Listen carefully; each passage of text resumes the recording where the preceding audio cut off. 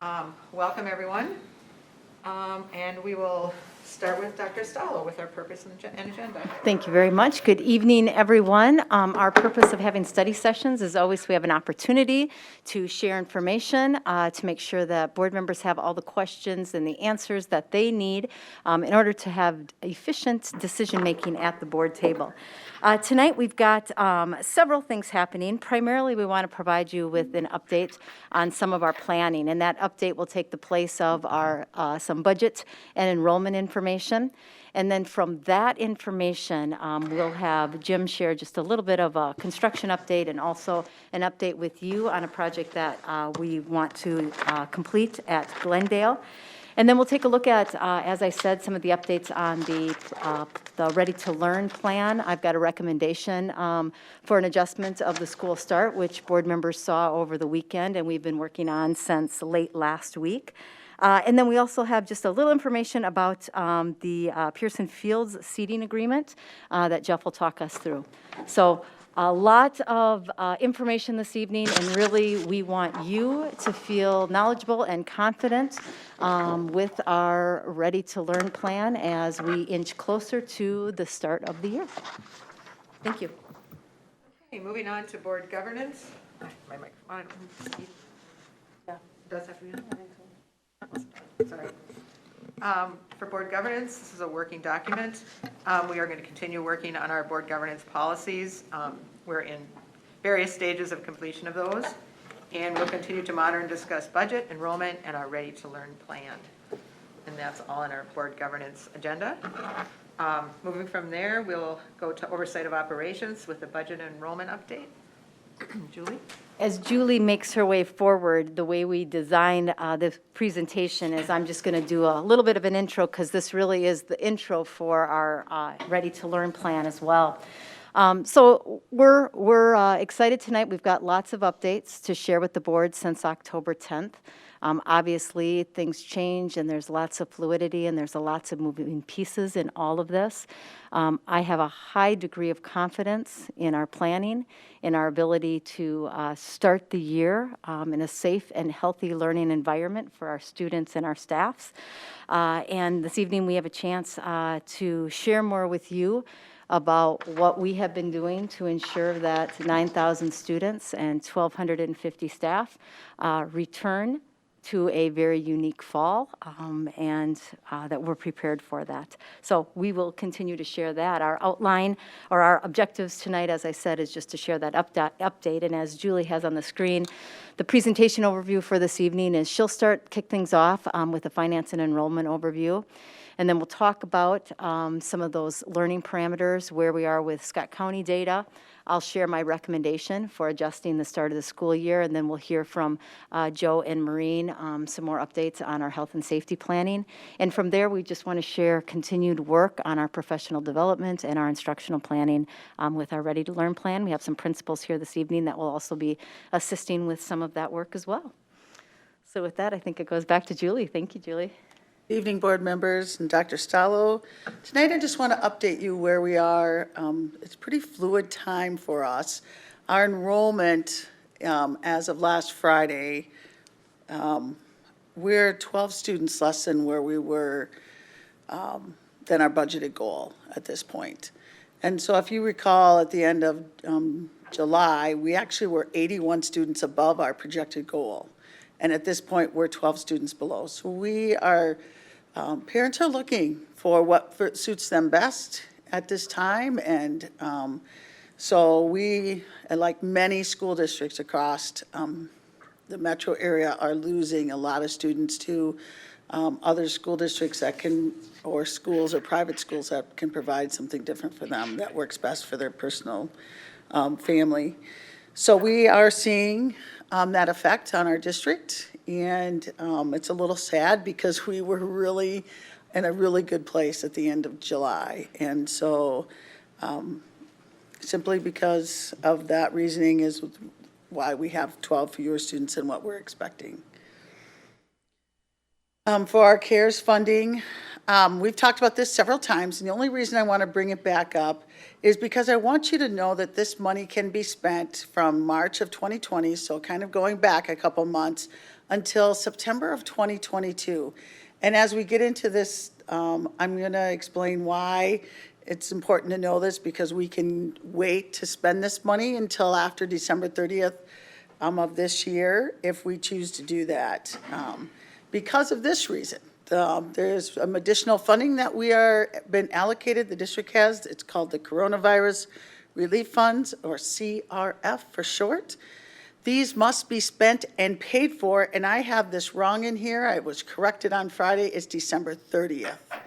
We have to have it spent and paid for. It has to be in the SERV system, which is an MDE system that we use quite often in the business office, that we have to have it recorded and spent by December 30th, because on December 31st, what they will do is they will take any unspent funds and reallocate them. And so we do have an application that is due by October 1st that we've already started to look at and to work on. And so if we don't have our application in by October 1st, any unallocated funds at that time will be redistributed to districts. And that redistribution will be based upon your free and reduced population. So for our district, you can see how much of it is for operating, which is $1.485 million. $396,000 is for family education student support versus based on our ADM. And then $291,000 is based on our free and reduced. So almost $2.2 million is allocated. One of the things that I want to make sure that you as a board understand is, and what they're really telling us from MDE, is that this money can't be in your budget. So this has to be on top of what is in your current year budget. And so that is how they're trying to say it has to be spent on new funds. Here's the timeline. So the funds are available from July 1 through December 30th, even though we only found out about them in the middle of August. The proposal was submitted to the Legislative Advisory Commission on August 4th. They did, the allocation for the SERV, so the applications for the SERV has to be uploaded. That is, I believe, going to be ready here this week. And I already talked about the submission by October 1st. And November 13th is another important date that any schools who haven't drawn down at least 75% of their funds will be contacted by MDE, and they'll ask us what's the likelihood of us being able to utilize the remaining of those funds. And then our reporting is done as we usually do it through UFARS. I think it's interesting.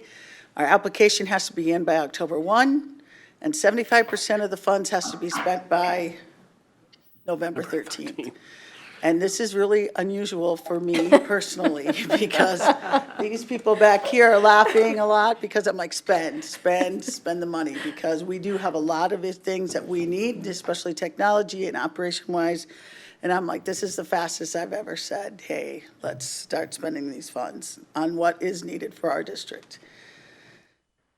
Here's how the allocation was determined. 60% of the operating costs were allocated 100% by average daily membership. So as from the 18-19 school year, so that's actually 2 years ago.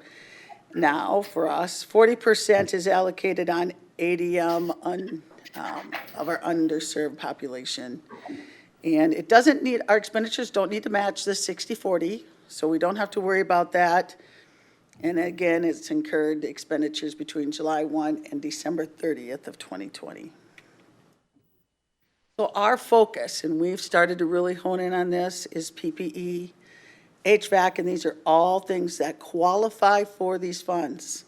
Cleaning supplies, transportation needs, supporting our students and families, technology devices, internet access, tutors or mentor, translation services, school-age care for our essential workers, professional development, and there's a long list of things that we can use this for. There really isn't anything that we really can't, except it can't be in our budget currently, and that's the big piece of it.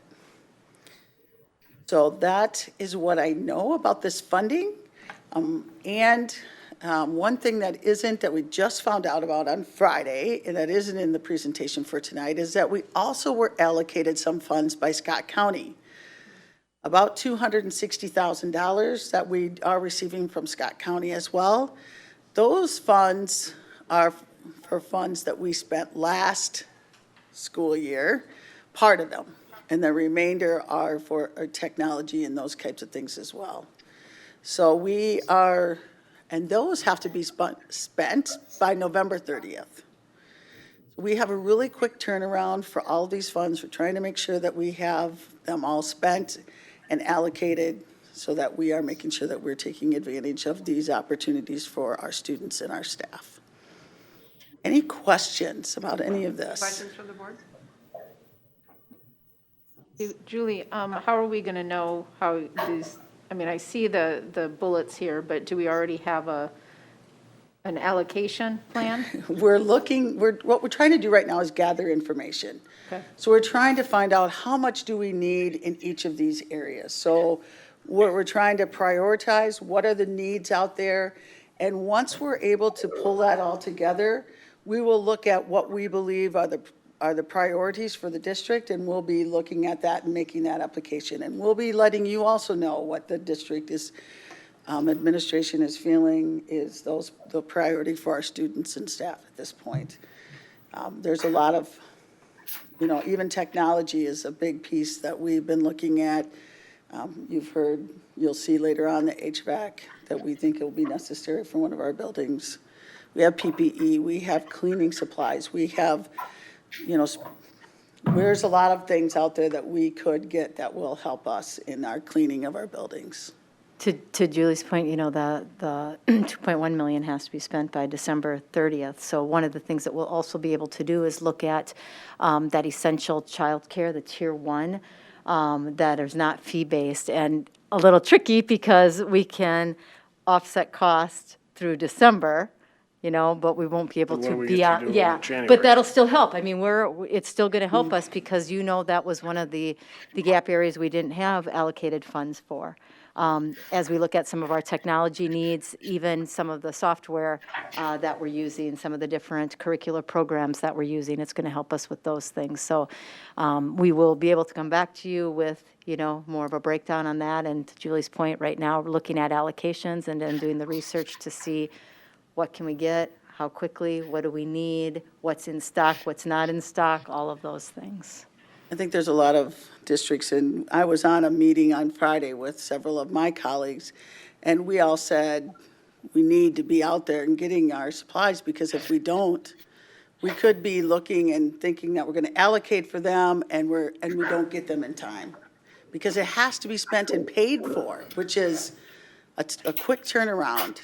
And so we need to make sure that we're one of the first districts out there getting our requests out there as well, so that we can actually get what we need, because a lot of things are on back order, out of stock, those kinds of things. So we are really looking at what can we realistically get and that we need for our district. Stacy, did you have a question? I'm just thinking of input and how we're, getting that as far as need. I mean, I know, we just went through distance learning. Now we're going to have the hybrid. Don't know how different the cost might be to offset, if there's some little intricacies of hybrid that may force us to cost, a little bit more money. I'm just thinking of the feedback loop of like how, quickly can we get that feedback, from stakeholders and just in general. There's things that will help even our staff, like the IXL that we're purchasing, that we've already really purchased, but it could be utilized with these funds instead of coming out of the general fund. Professional development that we can provide, or are there other curriculum supplies that we can, purchase? And those are the things that we have to look into. I know they've been talking about it. There's a lot of ideas floating out among the teaching and learning team, and really trying to get what will best help our staff and students. I think just some concern, I know Jim's going to talk about, but just, air quality, air circulation, I know there's concerns.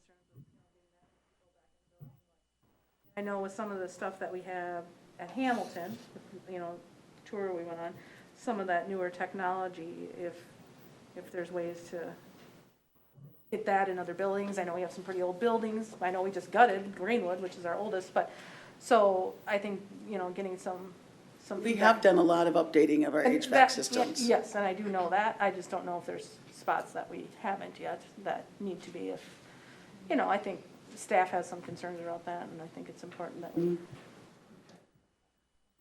Michael? A couple questions, there may be too specific for right now.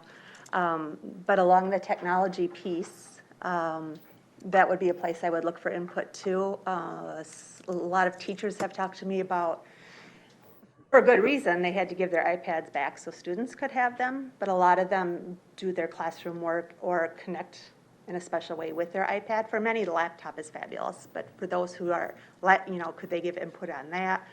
And I heard concerns about, like, the mini iPads that we're sending out to some kids just don't hold the charge. So I assume you guys are not sleeping at night and you're trying to get all the input you can. But when it comes to some of those things, will there be some teachers from different levels at the table to help think that through too? I have a question. I can address that a little bit. Thanks. You know, since last March, we've been gathering a lot of feedback Yep. on the student experience, staff experience, and there's been things we've had to navigate. We've had to make some very difficult decisions. We'd love to have our teachers have their iPads. I mean, we gave them those tools so that they could work with students. Right. Unfortunately, as we've talked about as a district and as a board, the inventory we have, we had to collect that back in order to sustain or maintain and expand a one-to-one experience for our K-12 students. So on the technology side, we, as Julie mentioned, we are getting quotes for iPads and Chromebooks because, number one, we've started talking a little bit about technology and gathering that feedback for the future relative to the tech levy piece we were talking about. What we're looking at is in order to keep that process moving, we know we need to have devices in order to maintain an inventory. As you mentioned, we have some equipment that's coming back that is challenging. You know, we are gonna have some problems with it, and so we have to replace that. In talking with our Director of Technology, Mr. Malazzo, you know, over the last couple of weeks on this topic, the easy part is getting the quote.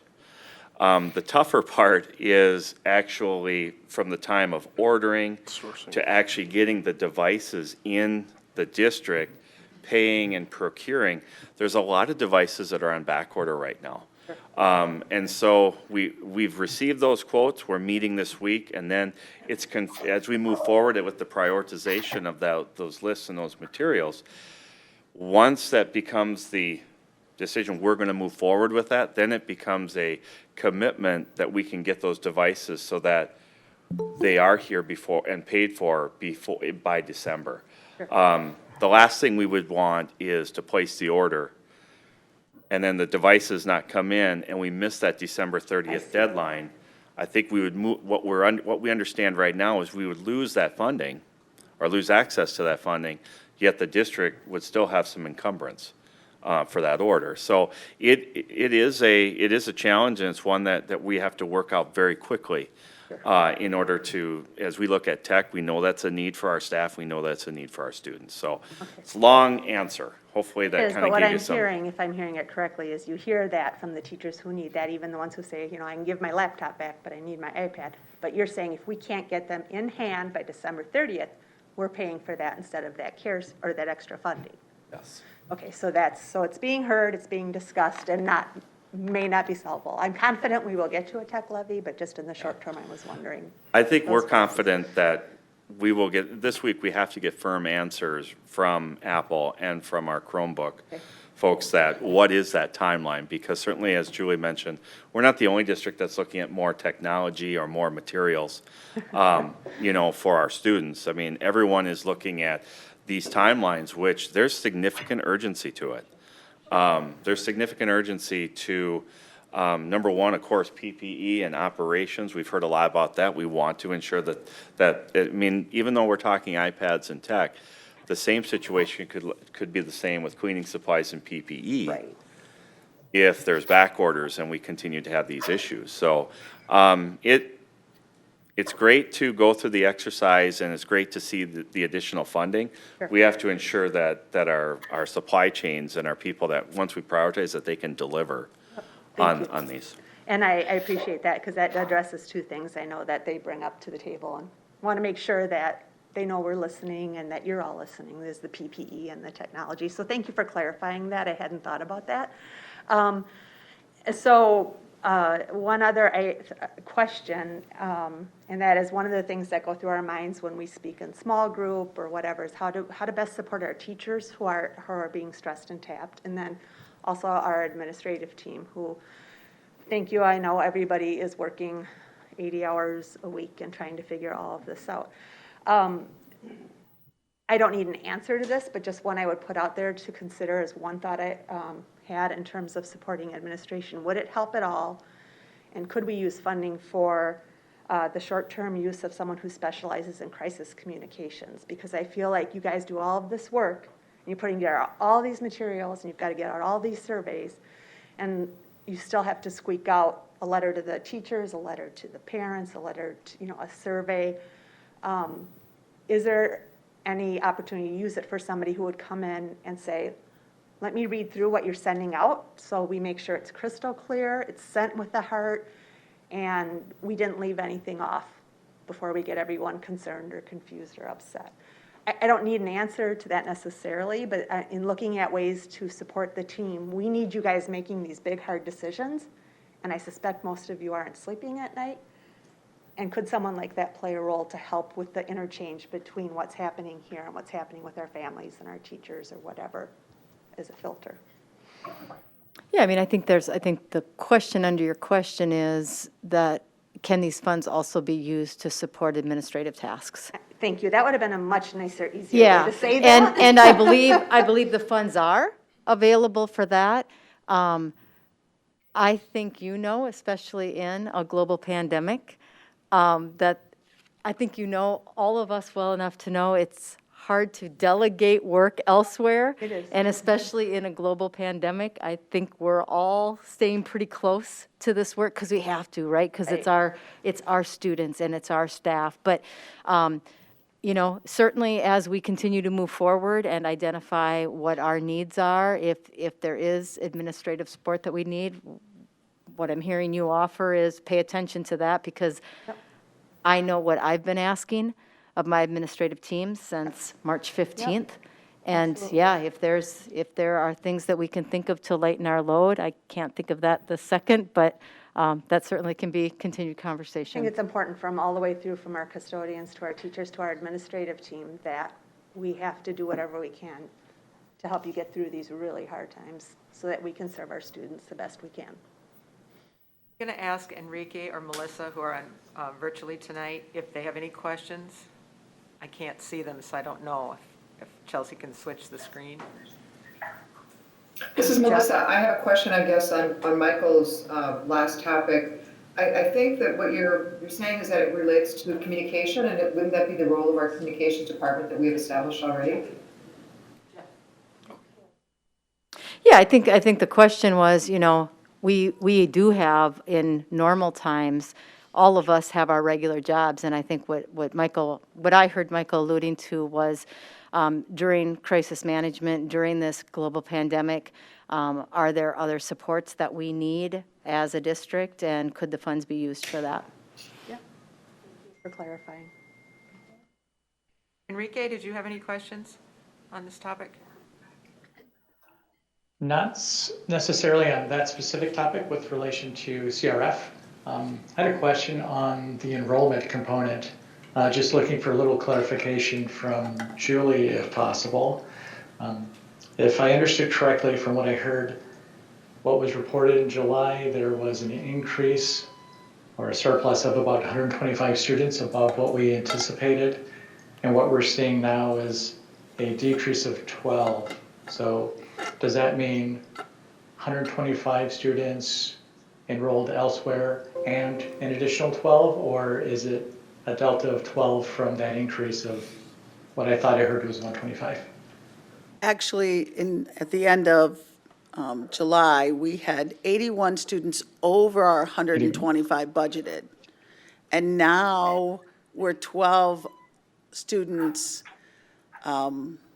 less than, so we have about 112 students new enrolled, or 113. So we're 12 students less than our 125, if that makes any sense. So. It does. Okay, that's We what I continue thought, to but I just be wanted to make above sure. what we were last year. However, we're not meeting our budgeted goal right now, and if we lose students, continue to lose students before school starts, or even before October 1, you know, that will make our budget look a little bit different again here this year. Okay, just a second, Mary.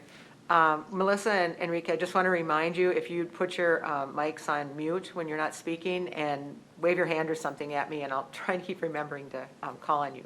Otherwise, there's a lot of static in the room right now, so thank you. Mary, you had a question? Yes. I know we have some examples here for operational costs, et cetera, but what is the actual definition of what we consider operational costs here? Is there a state definition versus our definition? There really isn't. It's a listing, but it's not all inclusive. Even from MDE, it's a pretty open, It's fairly broad. fairly broad. Okay. It's really, what does your district need right now to help you? And that's what they're asking us. Okay. We did buy more Chromebooks last semester, right? We have, Yeah. just to help us with, we're getting some back, of course, from our families, but a lot of times they don't have cords. They don't work any longer, or I've been talking to Marcus a little bit about this issue, and he's telling me, yeah, a lot of our technology is getting old, and so we need to replace that, and we need some replacements. And so we are looking at that, and how can we best utilize those funds to purchase what we do need in our schools, and where do we need them the most at this point? Well, the reason why I'm asking is, I've got a couple of questions here, but one of the things I understood that we purchased quite a few Chromebooks from Firefly last year, and I was wondering if there was any sense of back order or delay or anything like that you sensed then, and would there be a problem ordering stuff, like you just said, as quickly as possible, not just so that we get in there, but so you usually get a ship date with those, right? We do, and we've already asked, when we requested the quotes, we asked when we would get them, and right now I believe we're 4 to 6 weeks out. If we order them now for iPads, and it's end of October for Chromebooks. Okay. Okay, so at least we get that when we order, so we know how much we can get. But And- that's what they know right now. I'm just a little worried, like if it gets to be the middle of October and they're like, oh, we're still a month out. That's kind of the thing I'm more worried about is, yes, they're telling us a ship date, the best that they know right now. I'm just a little worried about if it gets delayed, I which get we it. have seen in some areas. I get it, and it helps if you have smaller pockets of your orders too go out, because then they don't try to get everything shipped on the same date. The other thing about operational costs, when we're looking at the classrooms and the wiring in the classrooms to have the synchronous learning and stuff like that, is that strictly technical, or can that be operational also? That can be operational as Okay. well. So They're we have not a- really yeah. saying, it's pretty broad. Okay.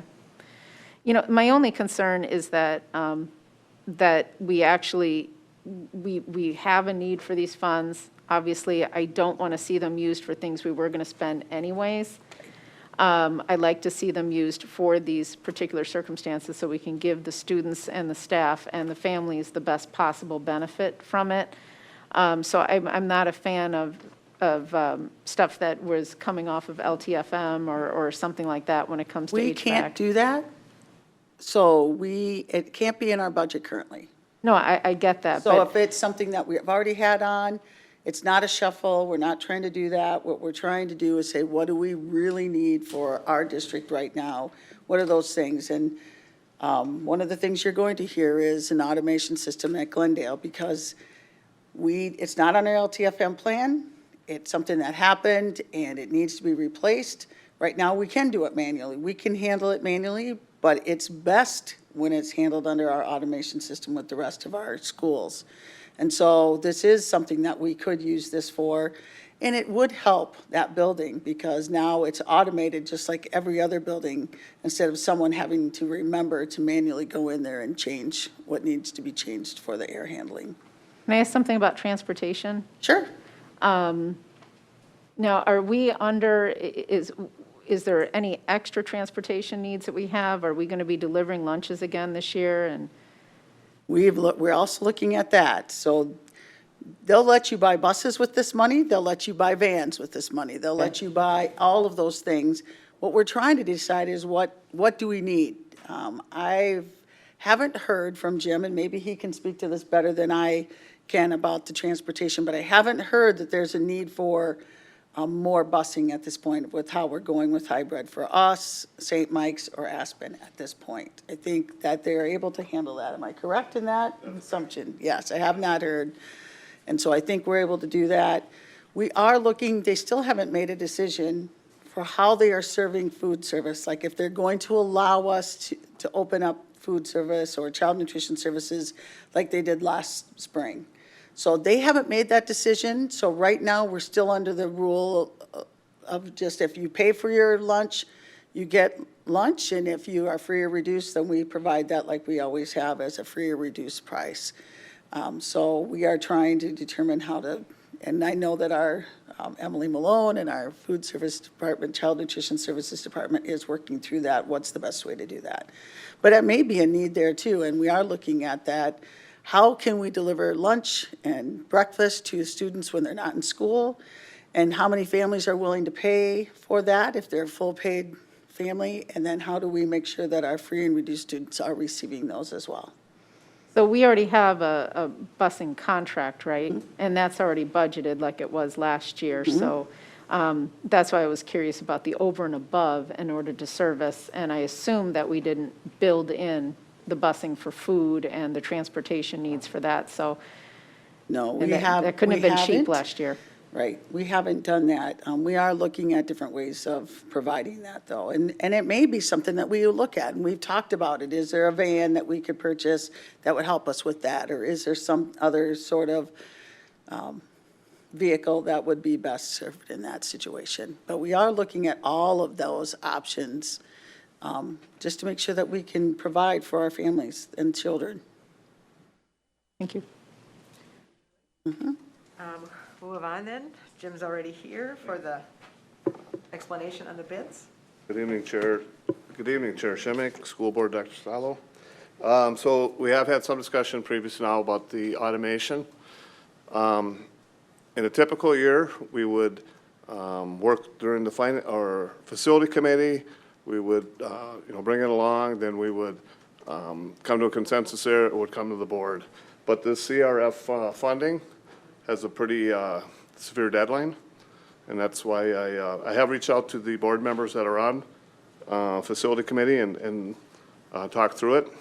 But we have a system at, we have a system at Glendale that's failing. It's failed. So we have to run that building manually, and we're not confident in that. I mean, we should be replacing the system. That building was built in the mid-90s. It's automated logic. It's a one-off system that we have in the district. Not very well supported. So my request would be we go out to bid. And there's two main ones that we've used in the past. Hopefully we get good bid coverage on that. Siemens or Yule. This is heating and cooling, It controls lighting, heating, cooling, boilers, pumps. everything so that it's automated, so no one needs to manually. Great, and then we optimize the system that way too. I mean, we get a lot of energy efficiency when we use automation. We can load shed for utilities easily when we're on, I mean, there's a lot of advantages to doing that. So is this the only building that's like Yeah, it's one-off. So it's automated logic. It's one building, again, built in the 90s, and it's failed. Greenwood, Five Hawks, I mean, they're already been all updated, is that what you're saying? So So really, it's the last. this is the last, it's the last dinosaur, yes. Pretty good, actually, considering some of the age of our buildings. And, you know, and actually, we're fortunate we have staff that understand our systems really well, and we're in great shape ventilation-wise. I'm proud of my staff, and not only the utilities that we save, but the way that we operate our buildings and maintain our equipment. Do you have an idea, like, what was the last one that we put in? Was it very? This one here, so we have done some legwork. It'll be north of $250,000. That's why it needs a bid. And this CRF funding is, you know, it's actually part of the, you know, the reason for this funding, and it's just So this has to be put in by the time the third? it has to be That's why we're coming installed, here tonight. commissioned. Yeah, and that's exactly right. That's why we're here tonight. Otherwise, Okay. we would have had more time to talk about it. It is on our agenda for a vote later on this Okay, evening. So, yeah, I saw that. Mary, did you have a question? Yeah, and first of all, I really appreciated Jim's heads up on this. My first question to Jim, and I didn't get a chance with everything else going on to come in here and talk to him and Julie about it beforehand, but, you know, we knew this system was failing for some time, and yet it wasn't on our 10-year LTFM that I believe we just approved. So my concern is that it probably should have been on the long, because it was failing, and we knew it was old and all that, and I'm totally for autonomous building control and automation, and don't have any problem with Yule or Siemens or any other tool that we're using, any other service. But we have a lot of needs when it comes to COVID, and I'm wondering if we didn't put it on the long-term facility. We had a 10-year plan. We knew it was failing, and it's not on there, and now we're using it for something that we could have potentially, you know, left off for this. Is that the best use of the funds? I mean, we have LTFM, we could move some things around, we have a lot of needs for COVID, so I am concerned that, of how this is being spent and the method that was used to allocate funds for it. So Jim, we've talked about this, and one of the things we probably would have used it for was capital dollars. We probably would have utilized capital dollars because we do have a 10-year plan, and we have a lot of items on our 10-year plan that really do take up our funds for LTFM at this point. And so we thought that we would need to use capital items. If we're able to put this under the CRF funds, we could do that, and it actually would not then take up our capital items. So in case after December 30th, we have needs in our district, it wouldn't be utilizing our district funds, and we could then utilize our capital funds or whatever after December 30th for those things that we can't do before December 30th. I mean, that's kind of the reasoning we said this might be it qualifies. If we can get it done by December 30th and paid for by December 30th, it qualifies, and then it wouldn't be something that's spent out of the general fund that we may need that for after January 1. So that's reasoning, another reasoning we thought was important. And Mary, the LTFM fund has been tapped pretty hard to support construction, Greenwood and the high school. That was another limiting factor. Jim, just to clarify, that the system is working, it just has to be run manually? Correct. I mean, we can manually run it right now, Okay, but that's I mean- not ideal under any circumstance. I mean, you're not telling me that the system is failed, No. it's not working at all? It We're trying just to get has to ahead be of it. manual? Okay, Yeah. I just wanted clarification on that. Yep. The automation system, though, that you use to manage it remotely from the building has failed. Correct. It's Okay, the just automation wanna- Yeah, system. that's what I thought, okay. Yep. So it's actually the computer that runs all those systems. I just wanted to clarify that there is a system working. Yeah, we're providing ventilation and heat and cooling and Okay. This will come back at our board meeting later this evening for a vote. Thank you for presenting and thank you. moving forward. Ready to Learn plan update. We'll start with Dr. Stallo and All group. right, thank you. We'll continue that, Jeff. Thanks for getting that up. As you are aware, we follow the Minnesota Safe Learning Plan to determine the learning model, and you heard about that on August 10th. Just wanted to give you a couple updates since then. And Jeff, if you want to go to that next slide, that'd be great. Thank you. Just wanted to let you know that we were asked by Minnesota Department of Health to submit our COVID-19 district coordinator, and you all know that, thank you very much. You all know that Joe Kabushik is serving in that capacity right now, so we got that report in. We also were asked to send a report to MDE about how we, as a district in each one of our buildings, what learning plan we're using to start the year, so we submitted that. On Friday morning, as I told you before, we held our public with Scott County. We held a meeting with the public health as well as with area superintendents, and that's where we heard the most updated numbers. And the numbers at that time, so this was as of last Friday that we got, is we got the updated numbers from the from July 26th to August 8th. They had been, when I would report them before, I think a 24.73. And now they're at it went up just slightly to a 24.83. So those numbers were from from July 26th to August 8th. And then we also got the numbers from August 2nd to August 15th. But remember, there's a lag in these numbers, and because they don't have test back, they don't have some of that information. So the number, and it's an estimate, that the county gave us for that period is slightly up, just at a 25. So again, we would still fall between the same numbers that we showed last time, and I think it's on a future slide here. Let me just see if it is. 2 slides forward. Jeff, I'm sorry. You're working the laser. Oh, that's not going to work. Okay, we got it. Here we go. So at about that 25, still in that hybrid, kind of the middle of the hybrid learning for all. And again, we're watching those numbers constantly, and we'll continue to update as we go with that. Friday mornings then, as you know, going back to this slide, immediately after the meeting that we have with the county, we gather our incident command team together. So we were able to share the data with them, and then really the recommendation that I'm going to be bringing forward, that was a lot of our conversation at that Friday meeting as well. So just wanted to remind you of what our sequence, and it will be like this, reoccurring meetings for as long as that needs to happen. Today was the first day, so if you recall, when the governor made the announcement July 25th, 27th, whatever that day was, they announced that some of the supports from school districts would be from the regional support teams. So August 24th, almost a month later, we had our first meeting with the regional support teams. So that is all 9 regions in the state are having these meetings this week. Really what the role of the regional support team is to continue to provide guidance and action steps to districts. Joe will be working very closely with this team, as will I.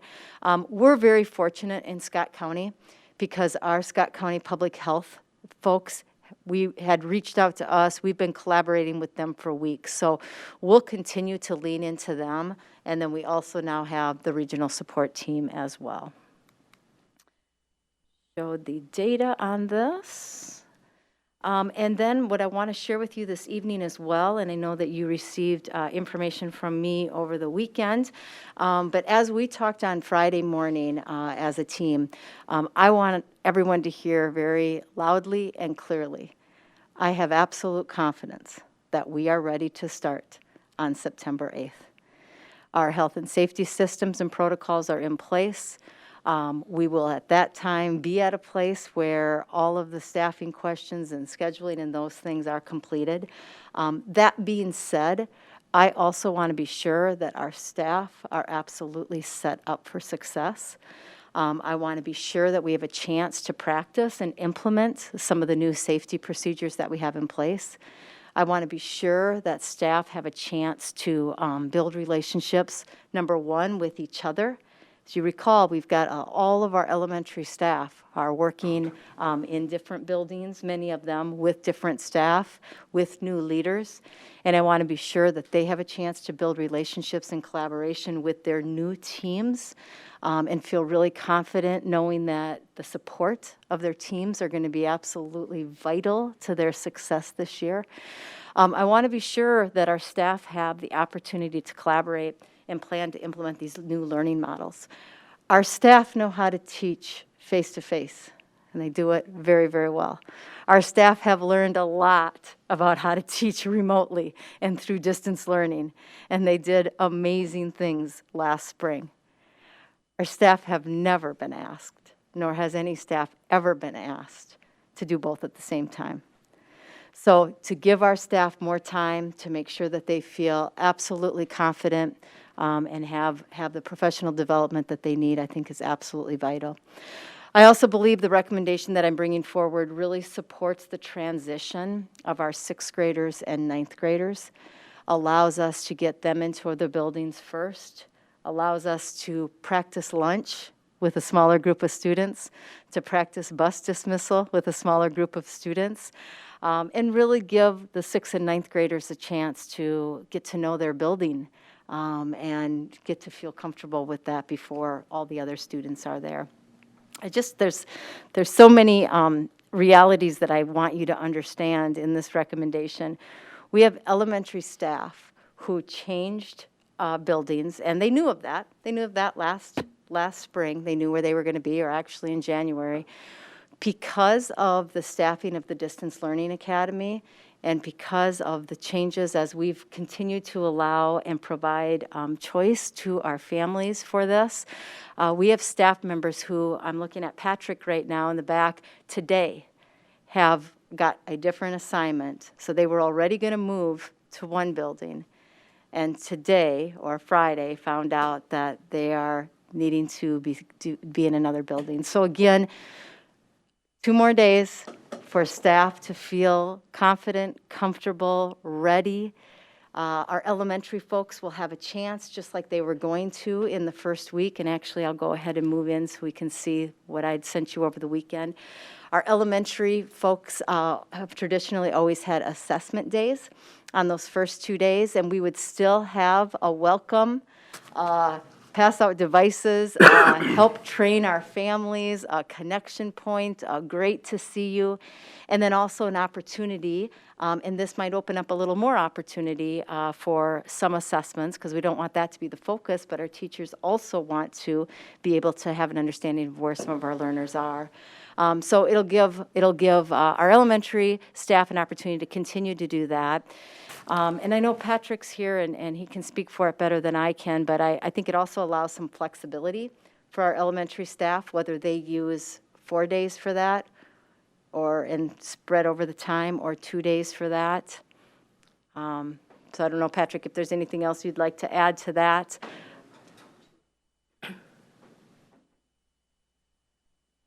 Well, Patrick's coming up, I think in the same way with our ninth and 6th graders, a chance for half of those students to get into the building, focus on orientation and relationships there, and then also making sure that our 7th, 8th, 10th, 11th, and 12th graders also have a chance to connect virtually with their teachers. Thanks, Patrick. Yeah, I think Terry's right. Jeffers Pond, for example, we have 50% new staff at Jeffers Pond this year with the transitions that have happened. I have 100% of our teams this year that have new people on their teams. Those teams have not had a chance to get together to know one another.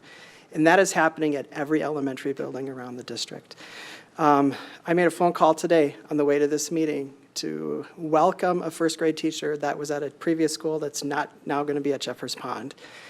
That happened today. So she's making a transition that's going to come over to Jeffers Pond. We've been able to communicate with our teams. They're getting connected socially right now. If we had the opportunity to have 2 extra days to make those connections so that we can solidify the family connections that would happen on welcome and assessment days, and then to make sure that all instructional pieces are firmly in place for our kids when they're there, that'd greatly help us and our teams quickly form together those relationships that they need to have in place. Thanks, Patrick. I also want board members in our community to hear very clearly that this isn't because in any way, shape, or form we planned poorly or we weren't ready. There are so many moving pieces that nobody who is not associated with this work right now can understand. And what it has taken at the elementary level, we have built in a matter of weeks a virtual school. Patrick and Karen came into a meeting on Friday that I was in with elementary principals. They had just come out of a meeting with HR and with teaching and learning. And they walked in and they breathed and they smiled and they said, we did it. Yeah. We just built an elementary distance learning academy. And that is one piece of this 5,000 piece puzzle. So I just want the community and the board to know we're not behind. We could absolutely be ready to go on the 8th. This is going to set us up and set our staff up for even more success. And I know the downside is our families. And I know that there are families who, you know, will say, we got to get them back, we got to get them back, we got to get them back. And I understand that this will put a burden on some of our families. I hope our families understand that if we can start the year, give those teachers 2 more days of learning and collaboration and planning, we're going to start the year with more confident staff who are going to feel even better about serving our students and our families. So that's, you know, I know that the adjustment, you know, you did approve how we're starting the year, and within that were a lot of calendar changes. This is an adjustment to that. I anticipate throughout the year there's going to be other adjustments like this. I think about, you know, especially if we're going to be moving from one model to the other, I might come back to you and say, hey, we were supposed to have 2 days of instruction. We're going to use those 2 days for transition so that we can move into another model. And I think that's going to be how the flow of the year is. So this evening, we'd just like your support and supporting this adjustment for our staff, for us, and for our families. Patrick, you mentioned, we were talking about 2 days of assessment, which is what it's been in the past, versus now there's 4 available days. Is there any consideration to spreading out the assessment over those 4 days, or would it be better for the teachers to have those 2 days to get prepared? Or is it going to be an individual decision for elementary, or has it been talked about? It has not been talked about in that level of detail. I know that if we look and ask the teachers the things that they need, they might advocate for both of those pieces in this conversation. I think we'll have to weigh out the details. I know I've had conversations with my leadership team this morning when it comes to assessment days. We're all about assessment. We're missing the back-to-school night to do the connection, so we have to do the connection on those assessment days, so welcome and assessment days. We're going to lose a little bit of time to do some of that assessing that we would normally do, but we feel like the welcoming and the connections that we need to do at the elementary level are most important in this start of our school year. So we could look at a couple of different models through that. We just have to vet out those ideas. Okay. We haven't gotten that far in the conversation yet. I assume you'll get teacher input on how that'll all go. Absolutely. Our leadership teams are ready to have that conversation if we had extra days. Absolutely. Great. And the great thing at the elementary level is that, you know, it is those individual meetings with families, so there's a little bit more flexibility. It's not that we're bringing students in on those assessment days ever. So, Well, Patrick's up here. Anyone else have any questions for him? I was just going to clarify, so like transportation wise, Stacy's talking right now. I'll call you next. from a transportation point, we're just running Thursday and Friday, or are we not running Thursday and Friday? Okay, I'm just thinking from the 6th and 9th grade standpoint, because they'll be going A and B. I guess I'm asking for more for the elementary with Patrick up here. if you Oh, have sorry, questions on that. I was thinking. I was looking at my group. But yes, no, go ahead, sorry. Melissa or Enrique, I'm not sure who wanted to speak. Either? I think it was feedback. It was feedback. I think. Oh, was it? Okay. Somebody, Mary? Yeah, I didn't say anything. Okay, it's Melissa. Are you getting feedback or something? Well, we weren't sure if you were talking, or. Did you want to speak? Do you have a question? Yes, I do. So what I'm hearing from Patrick, and I appreciate your comments there, Patrick, what I'm hearing is that, Jeffers Pond is a great example. It's 50% new students there, is that what you said? No, that would be 50% new staff. 50% new staff, okay, I'm sorry. But we have new students there. As you all know, we got inundated over the weekend with staff emails across the board on a variety of topics, which I think we all have questions on. The idea of the 2 more days, we've got elementary students across the district that were displaced because of the boundary changes with new buildings. Can you walk us through why just the 6th grade and the 9th grade students are receiving more time? Melissa, could you hold that question just for a second, and we'll finish with elementary and then move into the 6th through 9th, 6th and 9th? Okay, well, what my point is that I think we need it for elementary. From what Patrick just said. Okay. We need more time for testing and interaction with the families. We've got a lot of elementary, it's not just 6th and 9th grade. So I thought we were on the topic of elementary right now. That's right, we are. Okay. Mary, did you have a question? Well, yeah, I just, Did you first have of a all, comment about that? Melissa, I'm not really sure what you're asking.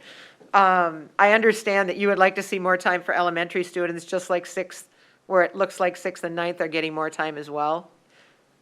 Exactly. Okay. Because what I'm hearing is that staff are missing a lot of training, loud and clear that they're not getting enough workshop time right now to really lay a good foundation. There's a lot of questions, from the training professional standpoint. I know that we're going to hear about that later in the meeting as well, but if we're talking about adjusting the time for other grades, it seems to me that we need more time to plan for elementary as well, more than just the 2-day plan.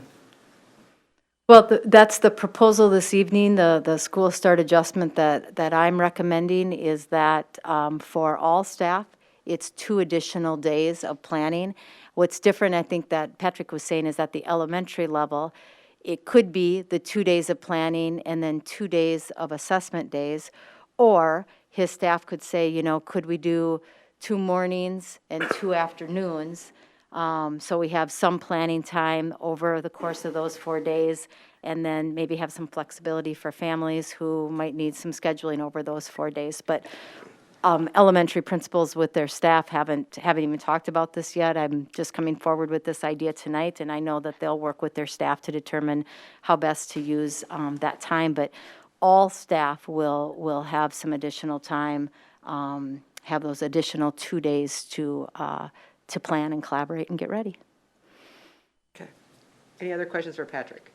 Mary, well, did you still have one? yeah, I did, in general, about the extra 2 days. First of all, I did talk to Terry ad nauseum, probably Sunday night before our last board meeting, and one of the things I brought up was the options for this, for delaying the start of school, staggering like Burnsville had, et cetera, at all levels, not just at elementary. But I do recognize that elementary is probably a little bit more put together than with the electives and all the variations that happen at the middle school. So I'll save those questions for later.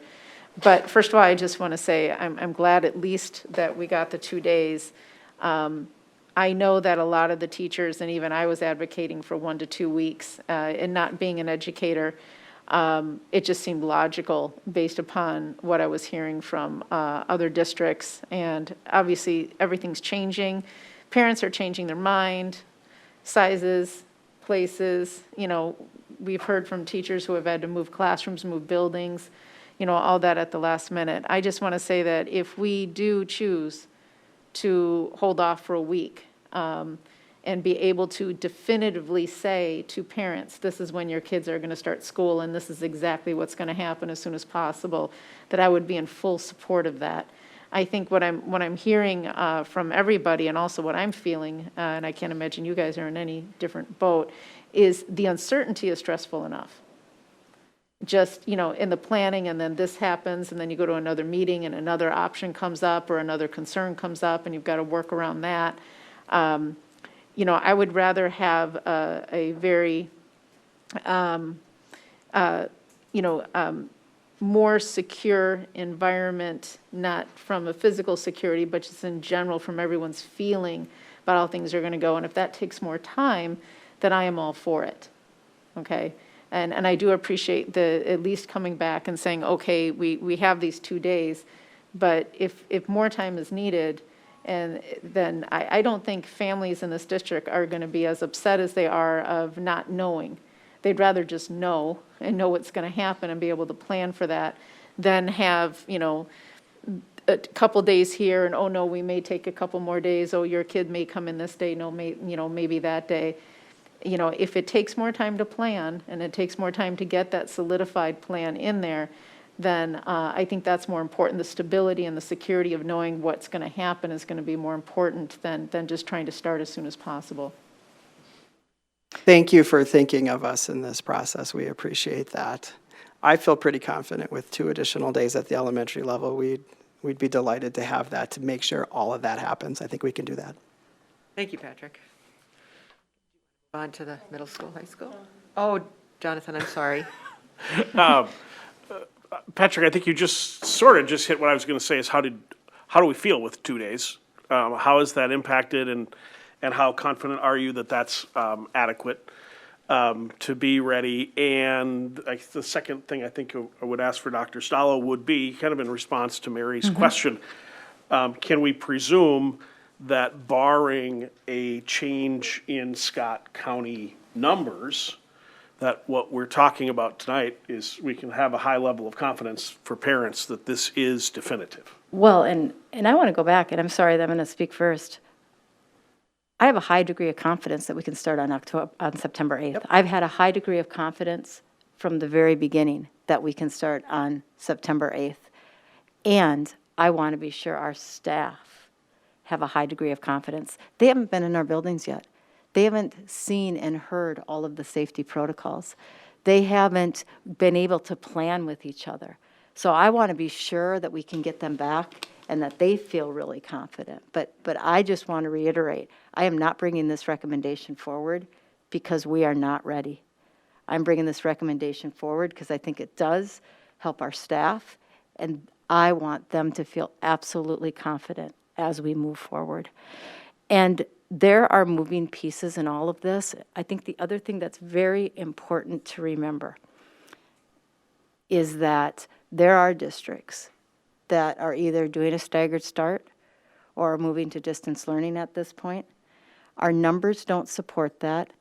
And I have said many times to all of you and to my team, every day we get with students and teachers together right now might be a gift. And I want to make sure that if we have time and our data supports it and our plans are solid and our safety protocols are implemented, I want teachers and staff together. And if there's a time that because of the data we have to make a change and go distance learning, then we'll certainly do that. But our teachers and our kids would have had some time together. So I want to consider that as well. I don't think there's a magic plan. I don't think one district's got it figured out and others don't have it figured out. I think everybody is doing the best they can with the data, with the individual challenges and opportunities that they have, and that's exactly what we've been doing. Okay. One more? Just a quick comment to add, because we are talking about the elementary kids, and I happen to actually be at Hamilton today for a little bit and saw first grade teachers getting ready together, the 3 of them in their pod, same thing with some of the teachers that were upstairs, and I just asked them how they were feeling, not leading them in any particular direction. How are you feeling getting ready? And they were actually just, it was enthusiasm, it was excitement. They did voice, yes, of course, there's some trepidation, and we have to be safe, and we have to be smart. But I heard the same excitement about a new year that I think you always hear when you talk to a teacher in the middle of August. So that was encouraging for me. That is what, they were working about with the new furniture, about how to arrange it and how to use it and how we're gonna do this and talking about running their days. So they're preparing, they're getting ready. I think that's true of all elementary teachers right now. They are excited to start the school year no matter where we're at, and they do it every fall to us. The energy level that they bring, and the fact that we have rearranged so many of them, 20% of them in the last week, they are handling it remarkably well. Yes, there's some tears involved in all of this with them, but they are handling it, and we, as the elementary principals, are so proud of them. We really are, and that's what made us smile today. We said we did this because they're handling it, so we did it together. So Awesome. Yeah, any other questions? We've also got John and Dan, if there's any questions with the middle level or high school. As far as a different start. I just had one question that I wanted to clarify that I had. Yeah. And I know I asked, and I don't know if I remember what the answer was. So for the kids in the hybrid, Yep. the AV, back and forth, on their hybrid day when they're distancing, are they going to be required to check in every hour?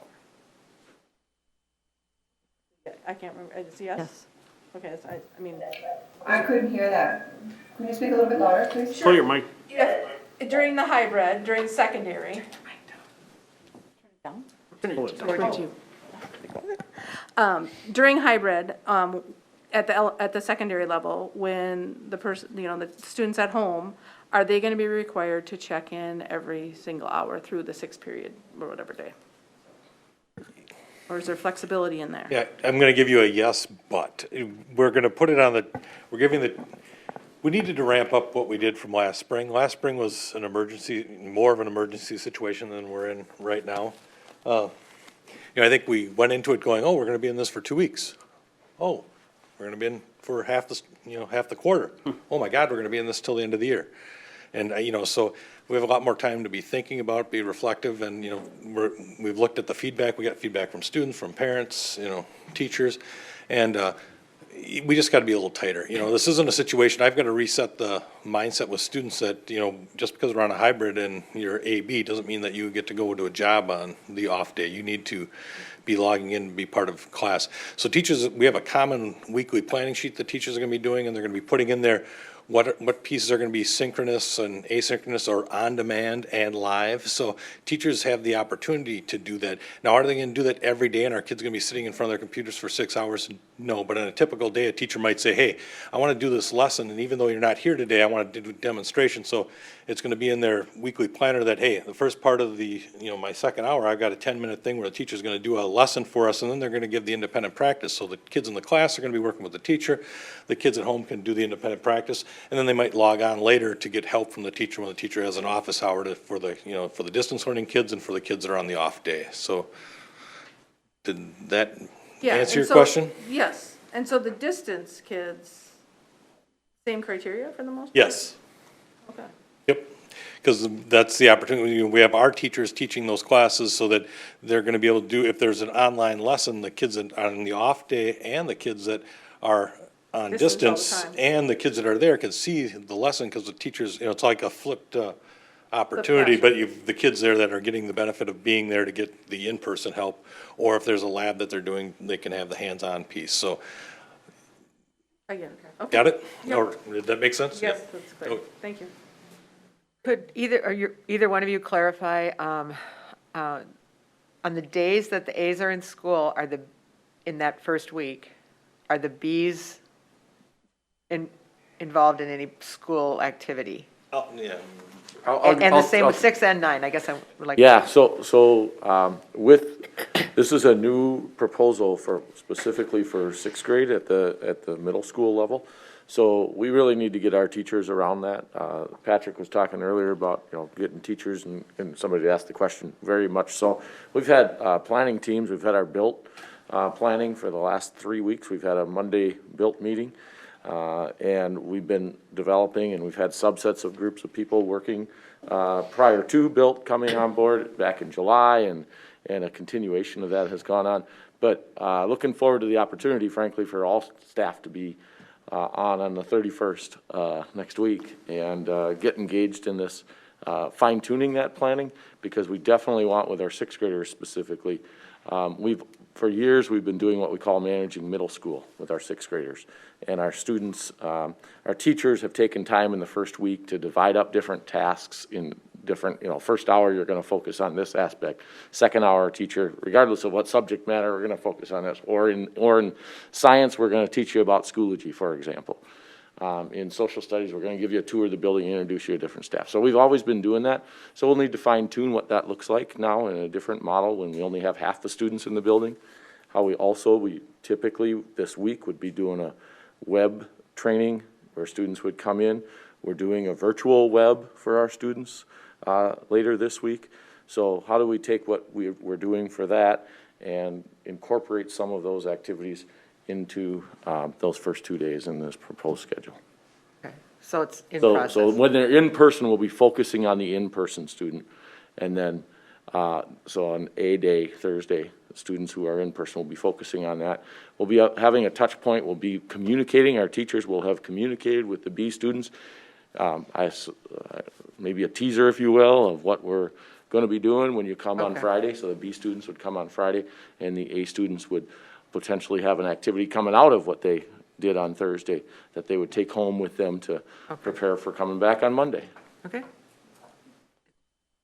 Similar type, we may put some things out there for the, hey, check your online to see that you can get the resources, all that. I mean, it's tough without that touch point, you're gonna see them that day, so, especially those ninth graders we haven't had yet. So to have them, but we're also gonna work with our link, so we're gonna do some things in person, and we're gonna also have some, digital pieces with our link leaders so that they can touch base with their kids as well. So I think we're looking at doing that on the opposite day for like the A group. They'll be there. The B group might be getting an email from their link leaders. We're just working on those details as well. So. did somebody else have a question first? Mary?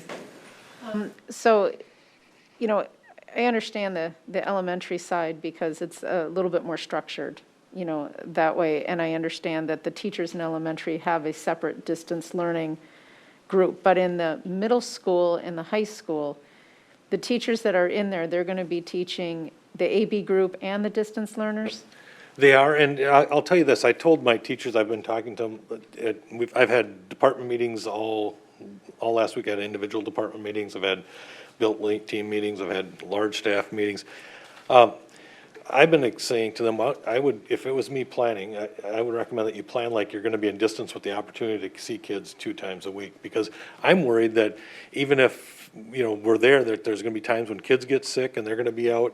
So I still want their learning to continue. There might be a time when a staff member might not be sick or might have to be just quarantined because they were around somebody, but maybe they continue teaching on maybe the kids are there, but the teacher's distant. So really, I think it gives us the most flexibility, and again, it's our teachers teaching our kids. And it's difficult, the one piece that is different than the elementary is, you could do that with you can get 25 kids and you can get a teacher. My kids have 6 teachers. So it's even when you're trying to balance these classes this last week, I'm looking at my class schedules, like the elementary might look at it just is what it is. They have to teach 6, different, or 4 or 5 different subjects, but my teachers only, are teaching their subject. But when I'm looking at my schedule to balance the AB groups and to do all those things, my teachers have 5 classes, so I have 100 teachers, so I had 500 class lists to look at to make sure the AB are balanced and to make sure the bus routes are balanced and all that. It is what it is. Right. But I'm just saying, so it does take some time. So when those things are going on, when people are going, those are the things behind the scenes. And we do that stuff all the time. We're always balancing schedules up until the start of the year. This just adds another twist. So that's the things. And so, giving us the gift of time, could we be ready for the 8th and 9th? Yeah, we could be. Is it going to be nice, and is it going to be even better planned because we'll have a couple extra days? Yes, it will. So it's going to take people's anxiety levels down, because I think everybody's anxiety levels are always up at the start of school, but then you add all of this into it, it just is like, okay, we'll have a couple more days. We'll get the 9th graders in. They'll know how to run the building without anybody else there.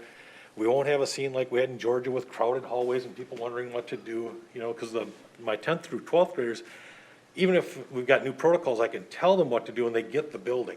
The 9th graders have never been there, so I don't want to do that with a bunch of other kids in the way and they're nervous. So we get the day to do that with them, and then everybody comes back the following Monday, and hopefully we're good to go.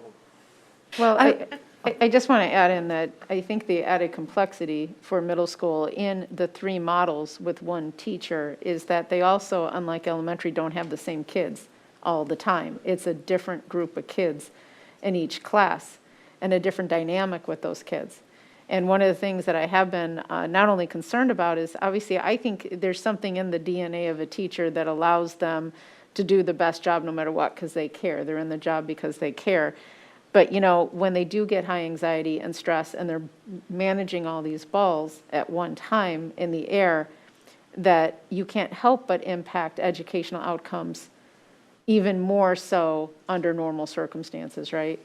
So the middle school worries me the most, not only about the planning, but about so much load being on each individual teacher. You know, the fact that that is happening, is there any help that can be brought in for those, particularly with this funding or anything else? Is there anything we can do to help mitigate that load level on the individual teachers? I mean, you think about it, it's hard enough to manage all those different classes and kids every day, but then when they're doing it with an A class, a B class, and then a distance learner at the same time, and they've got homework to grade, they've got stuff to do.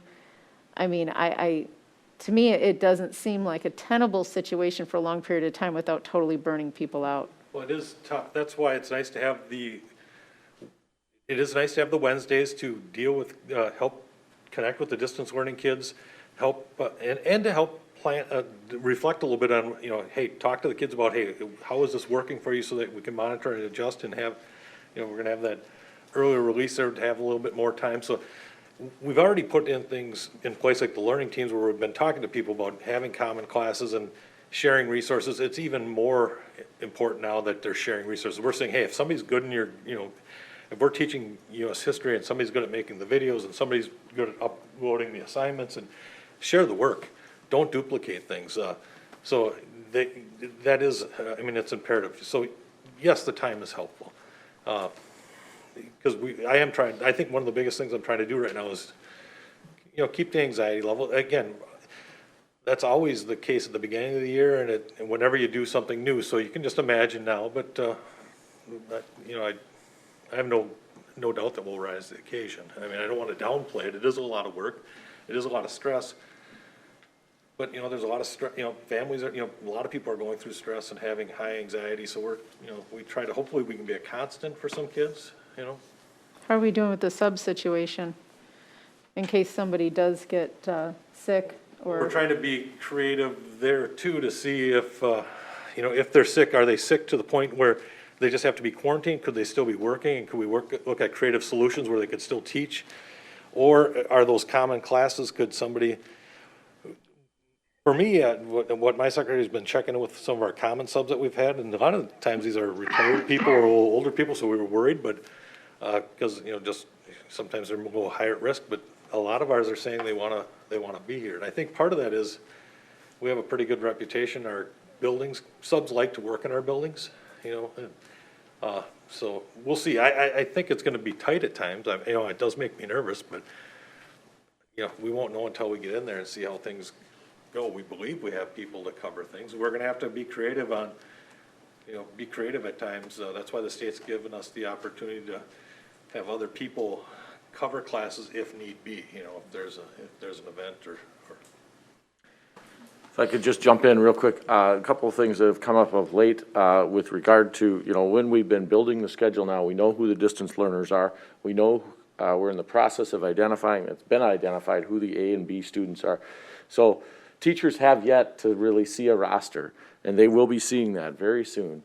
So to wrap your head around when it's actually on paper in front of you to see what a particular class period looks like and the number of students who I might see in front of me on a given A day or B day. I think that reality will be helpful frankly, to see that. I think the anticipation of that is great. And another piece is this morning we were meeting with our built team and we were putting together our workshop week schedule. And we're packing a lot into workshop week. Boy, will this be awesome on September 8th and 9th to extend, similar to what Mr. Glenn was talking about, where we stretch things out. We are packing a lot into 4 days. If we can extend that and put that into 6 days, I think that's going to also help immensely to help people take a step back and say, we can do this, feel more confident in that. I think what some of our built folks who have been coming in the last 3 consecutive Mondays and meeting with us are saying, I feel a little bit better each time. It feels a little bit more doable, a little bit more manageable. And I think, for those of us that have been around throughout the summer, we're feeling pretty confident. But we recognize that that's not the case for all of our teachers.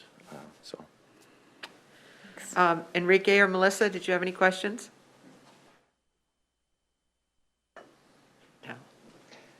Nothing for me that hasn't been already addressed. Okay. Melissa?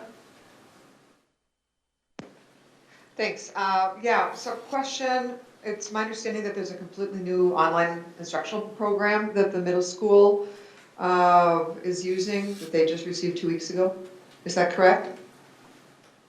It doesn't sound, IXL, if that's what you're referring to, that we got last spring, and we are in a process of introducing that to the science department, if that's what maybe you're referring to. IXL was a tool that our math teachers were using during the spring, and we've expanded our usage of that, and will be providing and have been providing training. That might be what you're referring to? I'm not sure. We had some questions from teachers about that, so wanted to ask. It sounds like it was something that just was rolled out 2 weeks ago. Yep. For the digital learning. Introduced as another resource to support, if that's what we're thinking of. That's what I can't think of another curriculum resource. I'm looking to Mr. Holmberg. So, yeah, to support online digital learning, and our math teachers used it extensively in the spring, and we expanded it to include science. Okay, thank you.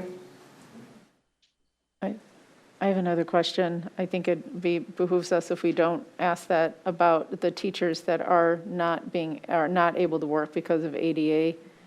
How are we, first of all, we have less staff.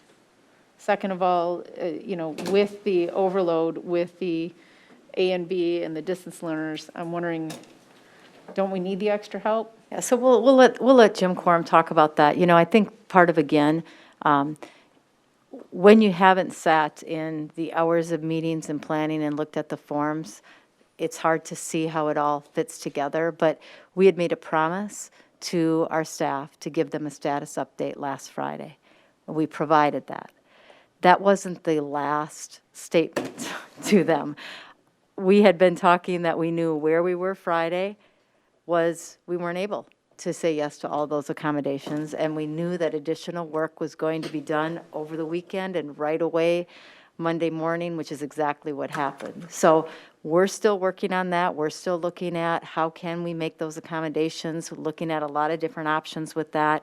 But yes, we need staff. We need our staff with our kids. One of the reasons that we went the route we went with the Distance Learning Academy at the secondary level is we wanted our kids, our rigor. Again, I'm not saying there's a right and wrong in any of this. Other options that some districts looked at is they did have just digital learning staff, and they're using, in some cases, supplemental, like Play-Doh resources or things like that with curriculum. They're limiting the number of electives that students are able to take because of that. So because we chose not to do that, we've now got to be exactly where we were this morning, and I'll let Jim talk a little bit more to that. Well, that's pretty good, though. Thanks. Few holes there. Very few, though. So in relation to the work that we're doing to continue to look at the leave process and the accommodation requests, first off, I'd acknowledge it's a very emotionally charged issue. We're talking about people's jobs, and they want to be here, and they want to teach, and we totally get that. just because of timelines and, we've had staff survey, parent survey, board voted on the model. We had triple-digit requests that we had to go through. And so the timeline has really crunched things for us. Excuse me. But we are continuing to look at that. It was probably easier to tackle, as you talked about, the elementary, because we have this distant learning separate from. So if people had accommodations and it matched up, and working with Patrick and his colleagues, that was pretty easy to match those up. At the secondary level, not as easy as we talked about. And so, but when Friday rolled around, we all gathered and said, are we ready with this message? Because we told them, we promised them we'd get that to them, and that's what happened, right? So we continue to look at that. The model that we are looking at now at the secondary level, Jeff and the secondary principals and myself and Emily from my team got together this morning, and what we're pressing on with is to use classroom monitors in the classroom, so we can meet those accommodations for folks that have valid accommodation requests to work from home. And that's going to take some creativity, and it's going to take some of our current staff and probably some additional staff. So that's where Julie's saying spend the money. That has been a welcome relief in this last couple of weeks as we begin to plan towards that. Matter of fact, if you look now, we do have a posting for a classroom monitor up already. And I haven't checked to see if anybody's applied yet, but if anybody needs a temporary job, right? But I think that's the model that we're gonna plan towards. And so I feel very comfortable with our process. Yep, tight timeline, but I think we'll be ready to, so. The great thing about the model is, again, it goes back to our teachers, our rigor. And in those cases, if I'm somebody who does have a health risk and needs the accommodation, I'm an online teacher. So on those hybrid in-school days for students, they would need, either they're going to be, if it's a lab especially or something, they need to be in their classroom. But it also could be a case where I just report to the Gym A or whatever, and several students are second hour, they're working on their online course, or they're plugged in and greeting their teacher in a synchronous way, who is remotely teaching. And actually, I think that will continue to advance our work in terms of online teaching as well. And one of the things that I know the secondary principals are really looking at is that creative utilization of non-classroom spaces, and how can they be used, and what kind of supervision model can we have to have somebody there, so that would allow us to approve those accommodations to allow those that are at risk to work from home, so. So I'm a little confused. Could you just kind of talk about the student-teacher, like a experience example of what the monitor would be and how that would help the at-home? Because I kind of heard a variety of things here, and maybe I'm a little confused. No, there are a variety of things. Yep. I think Yeah, so- it depends. If I'm in a lab situation, it could be different than if I'm an English teacher. So it might be that on the in-school hybrid days, my students need to be in a lab situation, and the monitor, so they are still seeing their teacher online or on the screen, but they're in that classroom because they're working through the instruction that their online teacher's providing, but they might need to be in the classroom for whatever it is they're doing, so we would need a supervisor to assist the students in working with that teacher. There could be many other cases where we could have a large group of students and need fewer supervisors, because maybe I'm just going to, if 50 of us are in a gym, we're all working second hour with our online teacher, then I may not need, I wouldn't need to go to my hybrid home classroom, because I'm just going to connect with my teacher online. Okay, I'm kind of confused. So you mean the kids that are in school? Happy to talk different or longer at a different time if Well, I'm just needed. trying to understand this. So the monitor would be, if the student has an A day and they're in the classroom, that teacher would be replaced by a monitor and the teacher would be online? Correct. Because that's the accommodation, is our teachers need the accommodation to work remotely. So if we, on those days that the students would be in school, we would need supervision for those students. They can Okay. still connect with their teacher remotely, but we need supervision for the students. What are the qualifications for the monitor in that case? High school diploma, we prefer 2 years of college, but really it's a monitor that would help get the teacher online, probably do some things in there to assist the teacher because they're not there in person, logistical or whatever types of tasks, and just supervise the 15 or 18 kids that are there on that day. So their role is supervisory, it's not teaching, Correct. correct? Nope. And from what you're saying, what I'm hearing after numerous emails today, that all of the teachers that are looking for an accommodation that qualify would be getting that? Yeah, I believe it would be probably all, I hate to say 100% because that qualifies a big thing, and there might be some people in certain positions that might make it extremely difficult, and we're going to have to take those one at a time and figure that out. I think for 95 to 98%, it's a classroom teacher or, a classroom teacher where we're looking at a model like that. But in the HR world, you always have exceptions to that we have to look at. And we'll continue to try to work those, but we solved for the majority of elementary last week. We will continue to solve for the majority of the high school this week, and we'll have to see what outliers are out there that we need to look at on an individual basis. Okay, so you're still working on it because I believe a lot of the teachers that responded to us felt that that was the final say. Yeah. And I just want clarification that you will continue to be working on it. This is one of many options that you're going to be looking at to accommodate And they got, those and they did teachers. receive, those teachers did receive that clarification from Jim later in the weekend, and we forwarded that to board members, so you were able to Right. see that communication as well. Right. Go ahead, Stacy, first. Stacy, go I ahead. don't know if Michael, if she went. Oh, Michael, go ahead, Michael. You haven't talked for a while. You haven't talked. First of all, thank you for doing that, for making these extraordinary efforts. I know it adds one more level of complexity for you. And I think probably most of us would agree that anything we can do with those teachers who qualify to create a safe environment for them and to go as far as we can to do that, rather than lose those teachers or have just increasing their mental anxiety beyond, I think we would well, I'll speak for myself. I would be in full support of that, even if we have to use the extra funding or whatever to make sure those students are not left unattended. I will say that this is also an approach a lot of universities are using in their hybrid models. There are some teachers who can teach in person in smaller class sizes, and they're going, and those who have to do it online. Whether they go to the classroom and see it online from that teacher or back to their dorm room, depends on the school.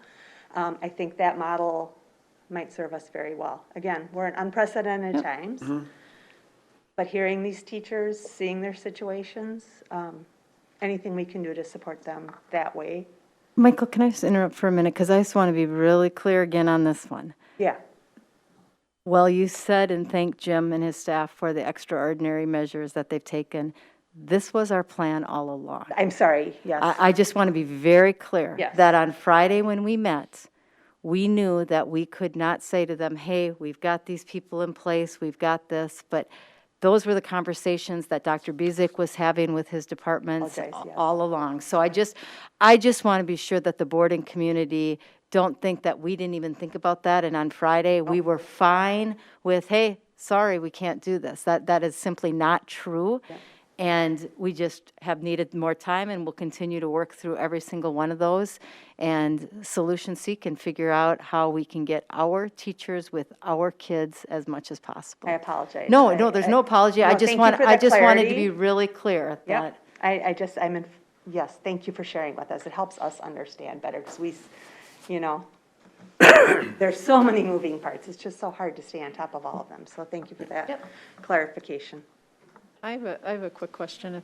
Stacy's is next. Stacy. I'm coming back in another slide if you. Okay, unless it- we might just do your slide right now, Jim. Why don't we go to your slide? Let's let Stacy answer the question. We can go to, No, I can go ahead if you want to, I mean, I have just two comments, basically, but, you know, I'm not going to reiterate, I mean, obviously what Michael said, what Terry said. I know we've all been working for it. I think it's really important. Obviously, no one caught COVID and and I know this is what we want to do, is have our staff working. So I know we're working to making sure that no one is left behind in this process. So yes, obviously using our extra dollars or whatever we have to do. So I'm heartened to hear that. I knew what was going on. I mean, I think, you know, it's hard to get in front of every single communication as everything is moving. So I do appreciate people's patience and work on that.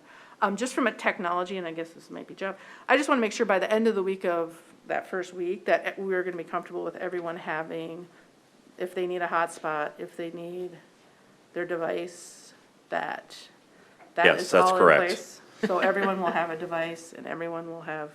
We will be deploying the devices for hybrid students at the site. And then for Distance Learning Academy students, we will be deploying them out of the DSC.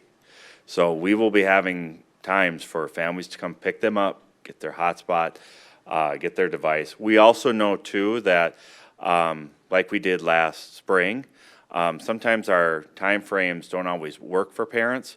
So typically we end up extending those, you know, to be able to make sure we have those devices for families and try to meet family needs. But yes, that first week, 8th, you know, certainly, you know, I think from the elementary standpoint, on the assessment days when students were coming in, that's when they would receive them. Same thing with middle school and high school. So the Distance Learning Academy will be disseminated out of this building. Okay, but the 6th and 9th grade are going in that week. The other ones are all touching virtually, but so they would have already picked up their devices by that point? Or? That is correct. They could, those, we would be inclusive of including 10th through 12th graders, 7th and 8th graders as well. Because I'm assuming that's going to be part of what they're trying to make sure everything's working that first week. Correct. All right, that's it for me. Mary? So with regards to, you know, we're going to have kids in school for the hybrid 2 days a week, the distance learning full-time, and then some of the kids that are invited back, what I understand, by invitation for need on the Wednesdays. Is that's still the plan, right? correct. Okay. Now, again, one of the things that caught my eye, you know, quite a bit in the last few years is our concept of integrated classrooms, where you've got kids with IEPs in the same classroom with kids without IEPs, et cetera, and that adds an extra load onto some of these teachers, particularly in the core courses. And so, you know, with the additional staff, et cetera, I would assume there'd be enough opportunity for the staff that can't come into the classroom to actually help provide that extra support. And I don't know if that's being considered, but it would seem to me that if we only have kids in the school 2 days a week on average, there's a lot of stress. And like I said, with teachers having to do online for the opposite hybrid group and then the distance learning at the same time, I mean, I would think we would need all the support possible to be able to touch base with those students when they're not in the classroom. And that's why I understand the monitor thing a little bit, but I'm kind of wondering about the bigger picture. So that is correct. So students on IEPs, as Deb Anderson presented at our last meeting, they were going through a rubric to determine for students that would be there 2 days a week, 3 days or 4 days, or in our center-based program. So that will scale up by need. We also have, particularly at our secondary level, we have co-taught classes where there's a teacher, a classroom teacher teaching content, as well as a SPED teacher in there as well, in order to support student needs. So, and then of course, the paras that we have are SPED paras that are providing support as well. So, one of the things, and I can share this with you now, this was a question that was shared, that was offered by a board member prior to tonight. Over the next couple of weeks, every family that has a student with an IEP, the case managers will be reaching out to them to really have a start to school plan, to meet with them, go through their minutes, go through their IEPs, go through the support that they will need. And so that will be a touch point that will happen with every student that's on IEP, where they'll be talking about the distance versus how much time they're in school versus the accommodations that will be implemented according to their IEP. Thanks. Melissa or Enrique, do you have any questions at this point? Thanks, Lee. Yes, I do. So going back to accommodations on that topic, Jim, I'd like to have an exact number of the number of folks that applied for accommodations due to the risk factors. I mean, they supplied doctor's health exemption with demonstrated need, and they were denied that accommodation to work with online teaching. How many people we're talking about as of Friday morning or today? First off, if you had somebody that was denied and had legitimate accommodations or recommendations from a physician, we would like to know that, because what we sent out in our letters said that based upon what we know right now, we can't accommodate right now, but we will continue to look at it. So I don't think we shut the door and said it's not going to happen. In other words, as Terry has pointed out, this is a continuous process that we're looking at. And we were at a point in the process where we promised a response to our staff. And so we had to tell them what we knew right now. And as I said, elementary was a little bit easier. Not that we got everybody the accommodation, but we got most of them. Secondary was a different animal. We just weren't at that spot yet. So, yeah, I would be curious if someone feels that we told them that that was a static no, and there was no way that was going to change. As far as numbers, we had over 100 employees, not just teachers, but over 100 employees that put no on our survey, which means they were going to request either a leave or an accommodation. And out of that 100 and some, about half were licensed staff. So that gives you some ideas. If we start whittling it down to more precise numbers, I'm a little concerned about we get in an area where we start identifying groups of staff members a little bit, and I would prefer not to do that. So, but I can supply you where we're at. If you give me a couple days, I think it will be in a little bit different spot. So I hope that answers. So you're saying about 50? Excuse me? Are you saying that it's about 50, or I was trying to follow your math there? 58, I believe, was the number of licensed staff that originally had requested an accommodation or a leave. Okay. And Terry, you said that it was somehow related to what other districts are doing. They were limiting electives to be able to make accommodations? No, that's And not we at all what considered- that's not at all what I You said. That's said not- something on limiting electives. Yeah, that was an entirely different conversation. That conversation was about how some districts have set up their secondary distance learning academy. What some people did is from the onset, they said, we are going to pull out the kids and pull out staff. And in the cases, at least in the two superintendents that I talked to yesterday about that, what happened was they were unable to provide the full range of electives and classes for students because they didn't have as many teachers that would be teaching the courses because they didn't have as many students. Okay. I mean, we are in extraordinary times right now, and I mean, to get through this first quarter or two, I don't see why we wouldn't consider that as a possibility. I mean, as an employer, I mean, we're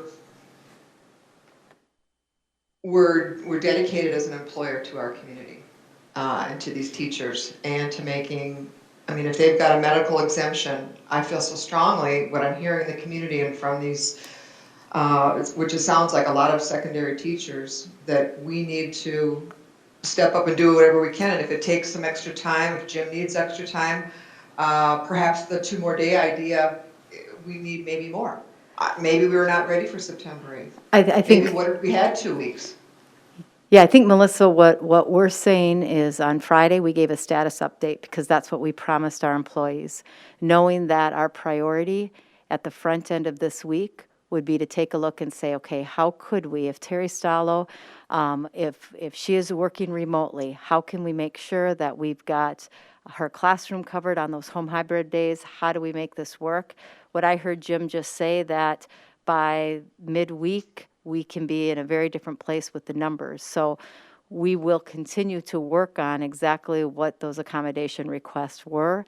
And our goal is to keep our teachers with our kids as much as we possibly can.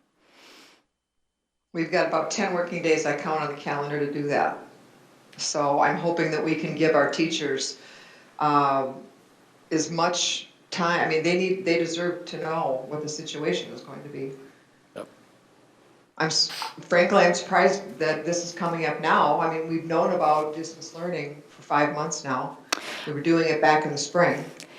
Melissa, I've got to step in for a minute. And again, anyone who has not been doing the work that school districts across the country have been doing simply do not understand the complexities of what's been happening. What Jim and his staff have been doing from an HR perspective, and I could say that with every single one of our departments, is absolutely heroic work. The hours that every single school district and staff are doing to make this work is extraordinary. So, yep, it would have been great on Friday if we had had every single person placed and their assignments given. We weren't there at that point. We wanted to abide by our promise that we would provide a status update, and we gave them the truth of where we were at that moment. And by the end of this week, we will be in a different position, and staff will know a lot more information than they know now.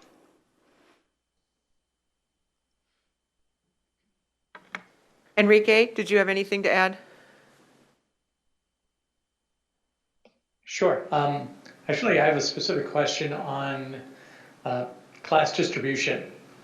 We know that parents have made some sort of election of whether they're going to commit to the Distance Learning Academy or if they're going to commit to the hybrid learning model. I'm curious what that distribution looks like from a grade by grade level, as well as what does that look like in relation to the teachers that have committed so far.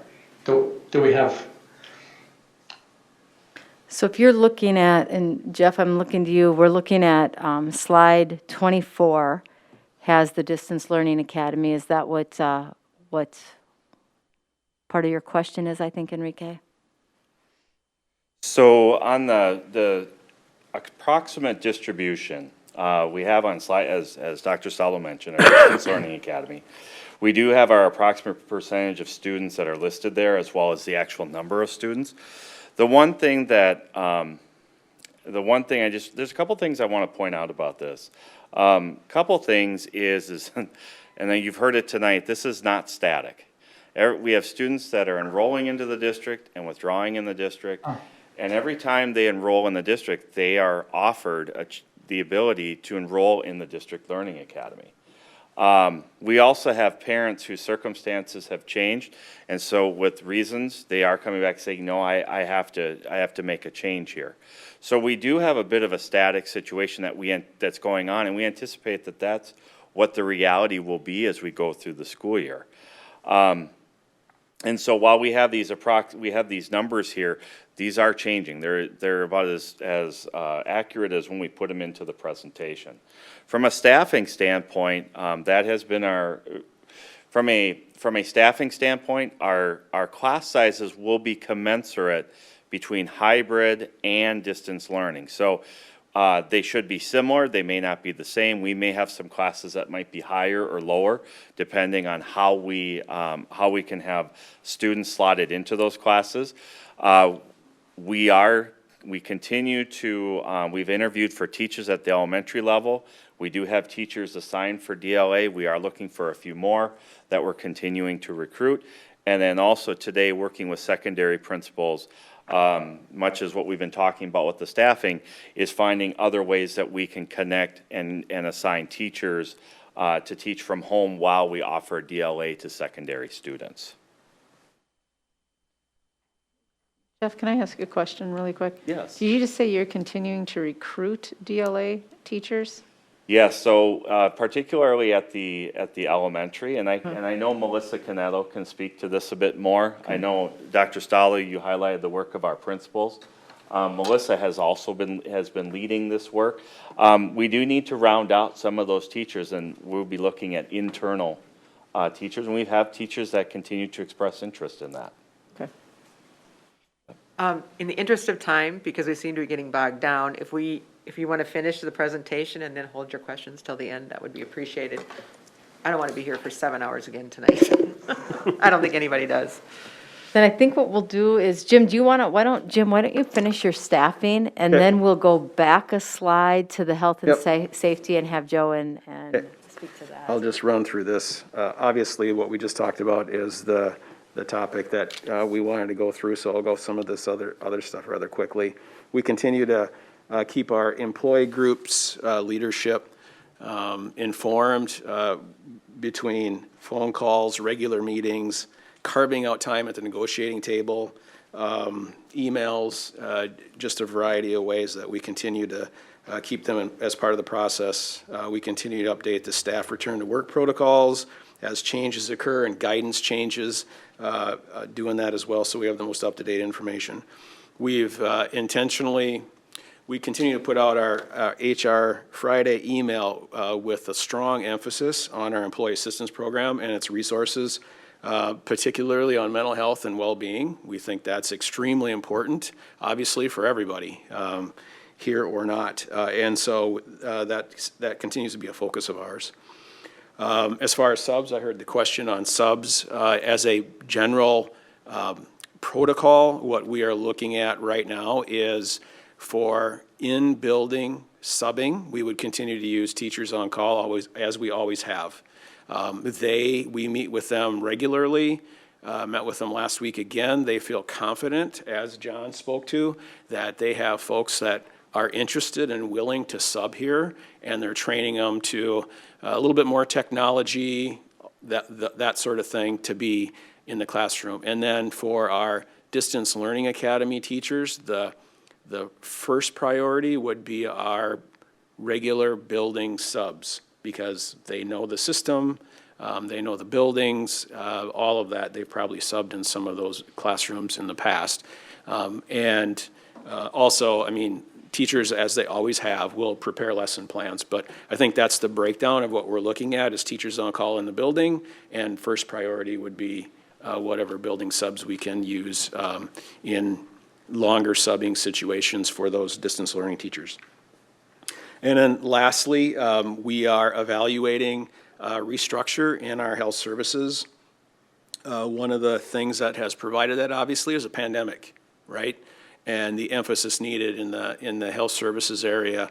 Also, we've had some personnel change requests, and what that has allowed us to do is look at restructuring with the top priority of having someone, LSN or health services coordinator at the district level overseeing all health services, which in this district we haven't had or haven't had in a long time, I'm not sure, not since I've been here. So that's a cost-neutral restructure, and we're looking for some efficiencies and some consistency and some oversight at that level with someone that has the medical experience and knowledge. So a lot going on. That person would oversee all programming, and then, of course, be instrumental in some of the emergency response, including COVID. More to come on that next board meeting. Thanks, Jim. Why don't we back up one slide, and we'll let Joe speak a little bit about some of the health and safety. Thank you. Thank you, Board Chair Schimmick, rest of the board members, Dr. Stallo. Wanted to provide a very brief update on where we are at with some of the health and safety items that we've been working on. Probably most notable would be that Maureen Mullen and myself have visited just about every building. We have Grainwood and the high school left due to their major construction. As far as site visits, we've been able to walk around each of those buildings with the head building principal and the head custodian. That's given us the opportunity to go ahead and really look at the specific site needs that they have regarding classrooms, classroom setup, flow for students, where signage will go, And so the signage has been ordered, and custodians are currently actually putting down markings where those will be placed. So as soon as our signage comes up, they'll be able to quickly put those down. So the measuring and all of that stuff is currently being done as we speak. One of the big pieces for health and safety is education for both our staff and our students. And so one of the things that we are working on that will be ready for the first day, next Monday the 31st, when staff return first thing in the morning, is a training presentation which will be done for all staff and walk them through district-specific protocols that we're going to be doing following all 5 of these bullet points that I talked about last board meeting as well as tonight. Then after that, building principals will have the opportunity to talk about some of their site-specific things, such as the lunchroom flow, which is going to be unique based on each individual space. This template of the presentation will also be used for a training for all students when they return.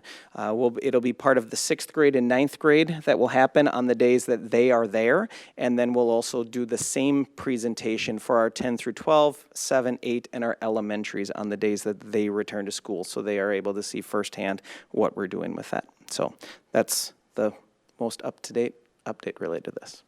Thank you. Thanks, Joe. And I think we will move into the instructional planning and learning that Jeff has. Moving to slide 30. All right, I'm going to go through these as well. Several of these slides are repeats from the last presentation. As you can see, the consistent practices and materials for all models. You heard tonight and many of your questions earlier, our principals hit on a lot of these. But we talk about our teachers, support, rigor, access to technology, academic support and intervention. I want to clarify a comment I made earlier. From a special education standpoint, all families will be contacted by their child's case manager during back to school week to develop a contingency learning plan. That's that process where they will meet with all families. The message was shared with special education teachers, and they will receive training on that process this week. So I wanted to clarify that as well. I also want to say, too, the second one here, attendance, grading, communication. The thing I would highlight here is you've heard it, and I can't reiterate it enough, the work of our principals and our teacher representative groups and our built on the feedback and stakeholder feedback we've received, let alone the work of our communications department. The amount of communication that's going backwards and forwards and going out to our stakeholders is just enormous. And when we have CDC and Department of Health, some of those keep changing and shifting, and those updates going out, there is a lot of work. And I appreciate tonight several board members you recognizing the work during this time, because certainly people are looking for the right answer, and it's hard to give a right answer when things keep changing and things keep shifting. So I just want to point that out. You've seen this before regarding our hybrid learning model. You took action on this the last board meeting. The Distance Learning Academy we touched on. The approximate percentage by level, elementary, middle school, high school, as well as individuals, numbers of students, although, as you know, that does keep shifting. I do want to probably spend a little bit of my time tonight on professional learning and development. And around professional development, you've heard fall workshop. You're considering a recommendation tonight of 2 additional PD days. 2 additional fall workshop days. As I mentioned before, we have been learning and gathering feedback since March. How do we continue to get better? How do we continue? What have we learned? What are our promising practices? How do we continue to evolve and get better? Everyone wants a better experience for kids this time than what we did during an emergency distance learning. And there's been considerable work in this area and considerable engagement in this area. And so we have identified several PD focus areas. And we have a graphic here. Certainly if you're going to ask me to cite where I got this, I'll have to get back to you. I don't remember where we got it from. But there's 3 areas: social presence, cognitive presence, and teaching presence. And when we break it down, teaching routines and procedures is the teaching presence, SEL is the social presence, subject area content, learning skills, cognitive presence, and then the tech tools and resources, Seesaw, Schoology, Google Meets, iExcel, et cetera. And that's from feedback we've received as well as how we've structured professional development and support for our staff moving forward to get ready for the school year. This Jumpstart Professional Learning is in addition to what you've already heard tonight. The things we're doing during fall workshop and pending board approval, the additional fall workshop days for the 8th and 9th. This Jumpstart Professional Learning, we're providing additional time, paying teachers to participate in these learning opportunities that are happening later this week.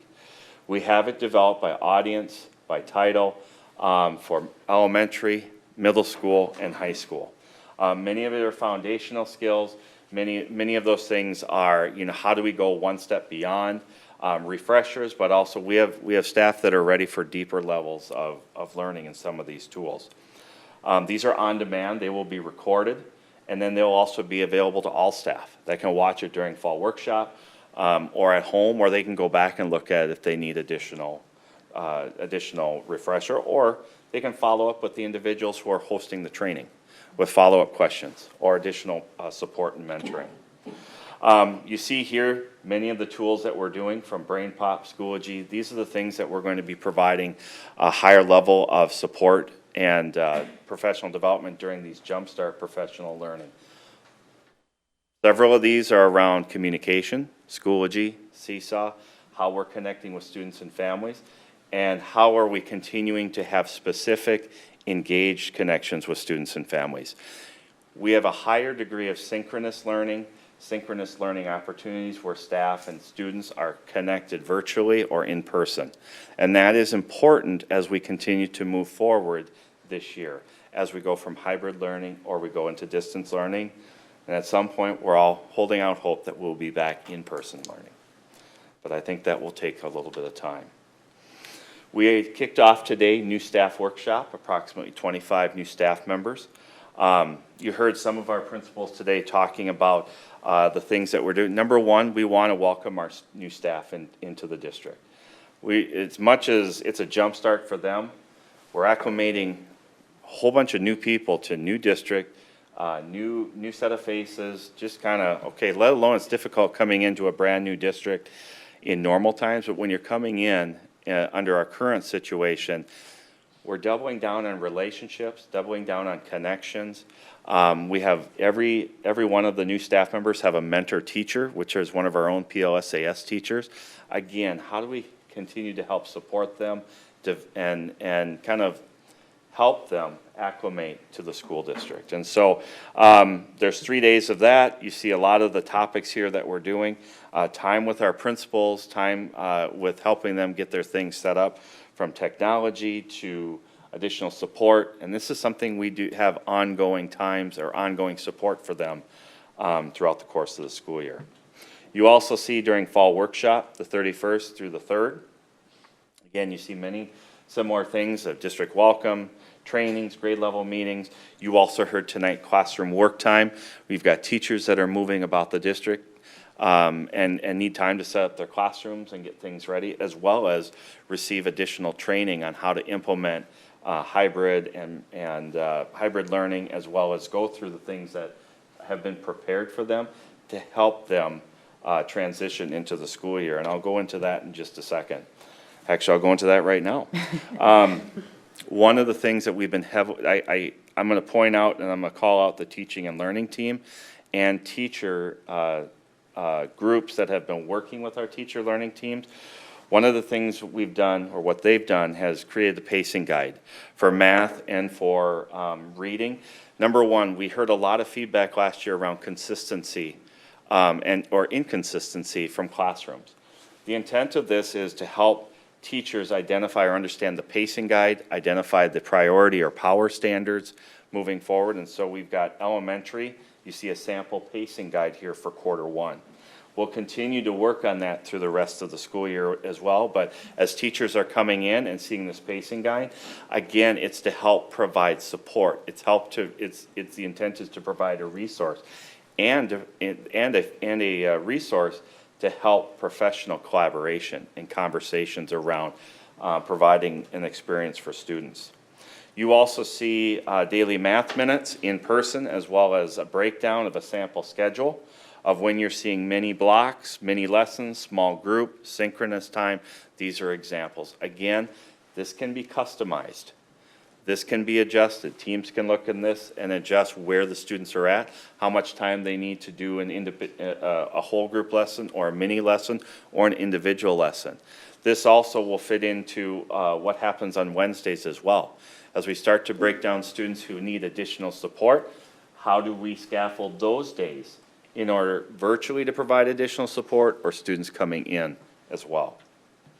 At the secondary level, we also have a secondary hybrid class period example where you see video conferencing, you see video greeting, an exit message. You see where kids, even as they're going on a 6-period day, they're having that synchronous and asynchronous time with their teacher and with students that are in their class.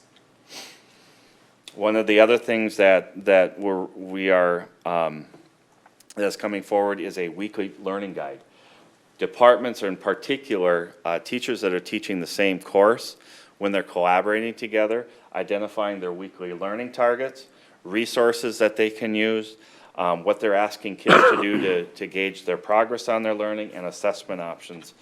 And I've got a little bit of a resource here and as an example from biology. It's not an all-encompassing. We expect teachers to use this, customize it, make it their own, and help them frame their instruction for the week for students that are there. And also it should be customizable to the student experience. If students need more time with a concept, teachers have the ability to make those adjustments, just like they would in-person teaching as well. So that is a very quick overview of some of the professional development and resources that we're doing, as well as how we're continuing to support our teachers to start the school year, and then the ongoing support. You heard Dr. Bezic reference the work on Wednesdays.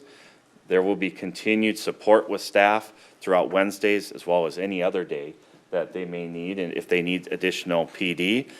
We do have those PD days coming up in October and later on in the school year. But one of the things that the teaching and learning team that I'm particularly proud of is a just-in-time approach to providing support and resource to teachers. If they need it, we do what we can to provide it. And one of the, I think, things we've learned through this process is we've been able to record professional development sessions and send it out. If you can't be at that session or you want to watch it later, that's been one of our learnings. We can record it, we can send it out, and it really meets the teacher where they're at in order to help them with their teaching. And the other thing I just thought of too is we are putting together a resource component for parents as well. How to help students at home with hybrid learning or in a hybrid learning situation. What are some of those strategies that they can incorporate with their students to help them? So with that, we're back to the overview, and Dr. Stallo. Great. Are there any questions for Jeff? Don't leave too fast, Jeff. Jeff, just an equity lens on this, like on the PD, and Yeah. Can you talk a little bit about that, of what's?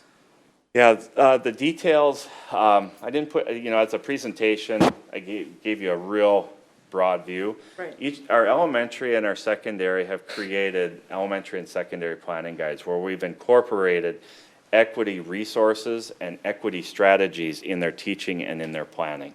And so as teachers are meeting as learning teams or as grade level teams, they're able to use these resources to help them tailor their approach so that equal access, we're reaching out to students or families who may need a little bit more assistance or help or engagement in that process. So the equity part, well, we've got it linked all the way through. It really does get down to the teacher level, the classroom level, and department and grade level component of how do we continue to support students within this work? How do we embed those strategies so that students are engaged in this and we're not losing kids, particularly when it might be very easy to get lost. during a hybrid or being at home or maybe disengaging a bit. And so that's one of the things that we have to continue to focus on, and also continue to, as you heard tonight, build relationships with kids and families. How do we continue to do that so that, and again, we'll have to do it quite quickly, we always do. You know, one of the things, you know, people say, well, going to that emergency distance learning we did last spring, that's a very different approach when we've had 2/3 of the school year with teachers getting to know students face to face. Now we're starting in a very different realm. You're seeing, you know, hybrid students. You have some students who've opted for a totally distance learning experience. And starting the year, you can't underestimate how important it is to build connections and then also continue to circle back and to reinforce, reestablish, maintain, build those connections and get that feedback. I mean, I anticipate, you know, that first Wednesday, you know, the 16th, I would imagine there's going to be a lot of teachers and administrators and all of us going, okay, this is what worked really, really well. This is something we need to adjust. We need to pivot. We need to move so that we can either provide more support, we can change what we're doing, you know, to some of those policies, those practices and protocols. You know, the soft start allows us to reflect and adjust and then also respond to our stakeholders as well. Yeah, and I think just, that's what I would emphasize is, you know, if we need something, you know, because as far as the funding or whatever, to be able to kind of pivot rather quickly, because I think it's going to be so critical to get that start as solid as we can with people, because we don't have 2/3 of the school year built in. And to be able to really hear staff and what they need. I mean, it might be, you know, it's going to be a very different opening. And so I just think making sure that staff knows what to do, where to go with specific, you know, students or whatever that need help is just really have that quick intervention. I think it's going to be real critical. We also have to allow some flexibility. You know, we don't know what we don't know. We have to evolve as well through this process. We have to, you know, again, we all are about teaching with urgency, connecting with urgency, but also too, this is going to be a process that's going to take time. I mean, this is going to be our focus. And I think to allow people to take risks, allow people to reflect, and encourage people to adjust. Do you have any last comments, Terry? I wanted to reiterate what Stacy said, because I think that start is going to be critical. We have to be solid. And again, we've got a lot to do in about 8 days before the first 2 days professional development come on. And, you know, we start off on a bad foot with anything, not on purpose. That's a heck of a lump to jump over. To try and get back on track, particularly with the changing environment and how volatile this environment's going to be. So again, I want to reiterate, if more time's needed, that's what we need to do.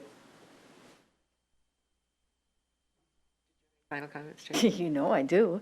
I have one after you. I am so grateful to this team that has stood by my side since March 16th, which I believe was the Sunday that I threw out a text, and they gathered in this room with some of you to begin this process. On that day, I had no idea this is where we would be right now. And when I think of all of the work and the moving parts and the voices and the perspectives that have come together to get us to where we are, I'm absolutely amazed. I am so proud of our team. I'm proud of our staff, of you all, of our teacher union leadership and other union leadership that have worked beside us in this. We are absolutely better together. We know relationships matter. We know the voices and perspectives of others matter. We know the pace and the uncertainty and the fear and the unknowns. And we have worked to communicate, and we haven't been perfect, and we're going to continue to work to be perfect. And and to be the absolute best we can be.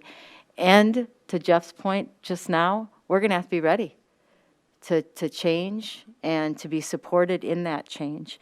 There has never been a time in education that we haven't needed each other more than we need right now. So with that, I want to quote my friend Teresa Battle, who is a superintendent in the district next door to us at Burnsville, Egan Savage. And she was quoted saying, COVID is the enemy. We're not the enemy with each other. We're not going to get everything perfect, and I hope our parents continue to give us grace in that, and our staff continue to give us their ideas so that we can become better and better every single day. But we need our school board members and our community members and our parents and our staff and our administrators working together against an enemy that none of us have ever come up against. And we need to continue to walk hand in hand and be wise and listen to each other and help each other. And that's what I'm asking of you, and that's what I'm asking of our community, and that's what I have seen every step of the last 5 months in this school district, with unbelievable staff and families and kids that support us. I'm not 100% sure. I believe the calendar change falls under the resolution that you passed, but it's kind of an awkward timing because we haven't actually started the year yet. So it is, I believe, again, I'm not sure that we need board action on that or we get consensus of support on that. So I'm not exactly sure because it's kind of this weird timing of we haven't actually started the year yet. Well, whether we've started the year or not, we did approve the Ready to Learn plan, which does include a lot of changes throughout the course of the year. So if we have to go from one model to another, we approve that that could be done, and there would be days where there would be no school as you make those changes. So if we look at it that way, we really don't need to approve this. If the board feels more comfortable in approving this change of recommendation, we can certainly do that, since we will be having a meeting following this. Does anybody feel they need to vote? No, I'm fully supportive of the change. Yeah, I personally, I don't want to vote because I want to give them the opportunity to change if it's necessary. Again, I don't want to make this a resolution where we're putting our heels in the ground again and we have to come back together in case another emergency change needs to occur. And I agree, but this would not necessarily be that. It would just be that at this point in time, and we all have to realize this could change in 2 days, 3 days. Yep. So we have voted to have those changes be made, and that we would expect to be updated as changes happen. So I think we're saying the same thing, Mary. Yep. Yeah, I think we are. Thank you. Enrique and Melissa, are you on board with that?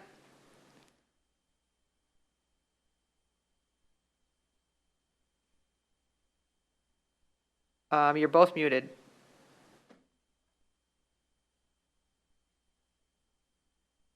You're still muted, Melissa. Yeah. You don't hear anything? Enrique can't hear us? I can hear you all, I just can't hear Melissa. Okay, we can't either. Okay, now we do.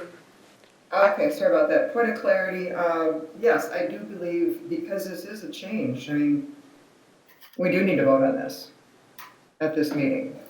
This is a change. But we did vote to approve all the changes that would be coming in the future, or potentially could be as we change from one model potentially to another. And we were not going to be voting on those changes each time that comes up. So this would be similar to that situation. Our community has us getting our input on these things, and I guess I would see it differently, that we do need to vote on it. I don't think we have clarity on it. I don't think we have 100% on this plan. That's kind of why we're not voting on it. Okay, we have a majority. Yeah, well, yeah, I mean, the majority of the people on the board at this point, from what I understand, are willing to go forward without a vote because we already voted on the learning plan. I would concur that this falls within the resolution that we have already passed. I would as well. Enrique, did you have an opinion? Certainly. Yeah, my thought is aligned with everyone else. the resolution already passed, I believe it was 5-3, that if the plan was going to be more restrictive, then we would definitely need that to come back for board action to approve. This is a shift in start date, not a change in the plan, not changing to more restrictive, so it seems to fit the guidelines. Okay. With that said, we will move on with that recommendation. That should answer a lot of staff that have sent emails, have had some, voiced some concerns, as well as those that have not sent emails. It will So adjust. point of clarity, how will that recommendation appear? Because for several different reasons, I don't go along with it. We've got dozens of vulnerable teachers that deserve necessary accommodations. We've got safety protocols that still need to be done, and we have teachers waiting for directives, so. And that's what's all going to happen in the next few days through the district. So is it going to say that it is unanimous by the board that all board members agree to this? We're not voting, and we're not voting. I'm asking for a general feeling as to whether we need to take a vote. 6 of the 7 members of the board do not feel there needs to be a vote, as we've already voted for the Ready to Learn plan 2 weeks ago. So the presentation is what it is. I lost my train of thought. I guess we'll move on to, pardon? Yes, Jeff, with the Pearson Field seating agreement.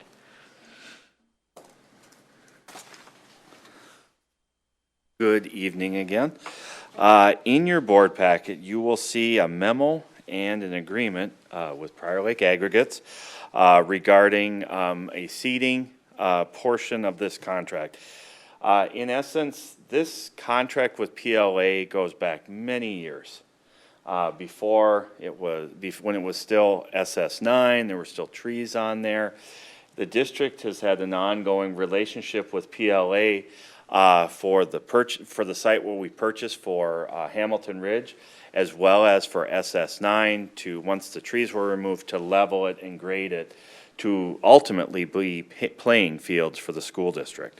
The school district's intent is to put irrigation in, seed it so that we can have field play there by next fall. The PLA has successfully leveled and excavated the site to where we need, or to the appropriate elevation. What we're recommending, and we've received, their part would be the seeding.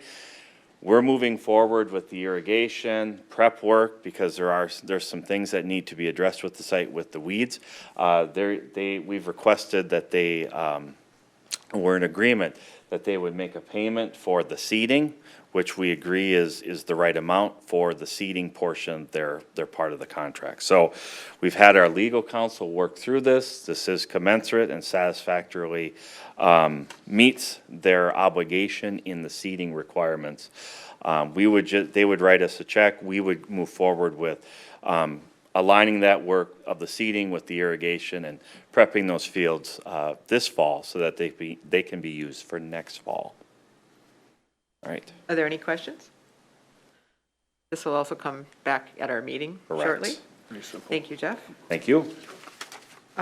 Moving on to our board governance policies. The first policy under review is the COVID-19 face covering policy. We had some discussion on this at our last meeting in the late hours. I would like to suggest that we move it on to the board meeting for a vote. This is something that is by executive order, and we are required to follow the executive order. We do not need to have a mask policy, but it's highly suggested that we do, and with the intention that it would be easier for the public to understand what the policy is. So unless there's some reason that somebody wants to talk more, I would like to move that to the meeting time. Okay, move on to the email protocol. Yeah. This is Melissa. I do have a question on last page. In terms of enforcement with employees, point B, says employees may face termination of employment. Do we really want that in there? our dear employees over this mask policy? I'd like to have our board discuss that. The last meeting, some of the board members were surprised that was in there. I'll answer. You want people to discuss it? I'll say absolutely yes, I'd like that to be in there. It's for the safety of everyone in the building. Somebody takes egregious steps that are not safe, I think there should be consequences up to termination. It's a safety matter. Losing their job. Losing their job for putting other people's health at risk would be appropriate, in my opinion. I agree with that. My concern last time was the variation on the definitions versus the governor's mandate. And my other concern is the fact that the description and the definitions, as we've said in other ones, are, well, we've seen variations on the theme just here. We see variations on the theme just outside. We see variations on the theme out in the hallway here. And as I've stated before, my concern is when kids come into the school and you're expecting them to wear a mask for that many hours, that we're going to have creative juices on full display.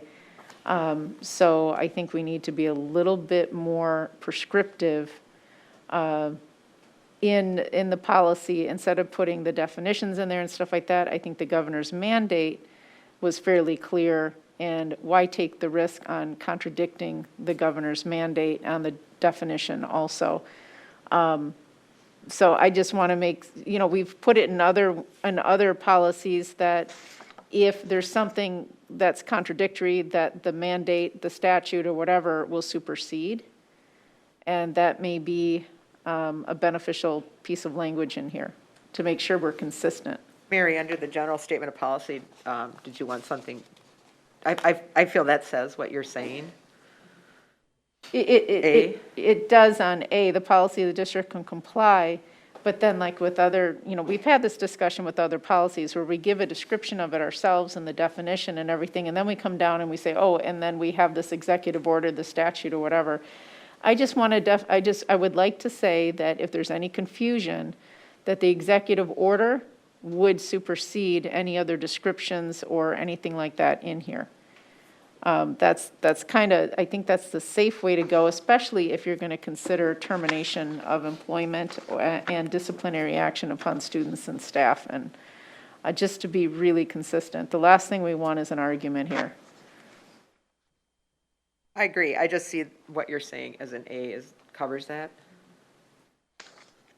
Statement, under general statement A, 3A. The policy is to comply with it. I just want to say that that would be the ruling definition in case somebody came back and said, well, gee, I got a paper mask and it's a piece of paper, I mean, stuff like that. I just, and I'm thinking, because this also applies to students.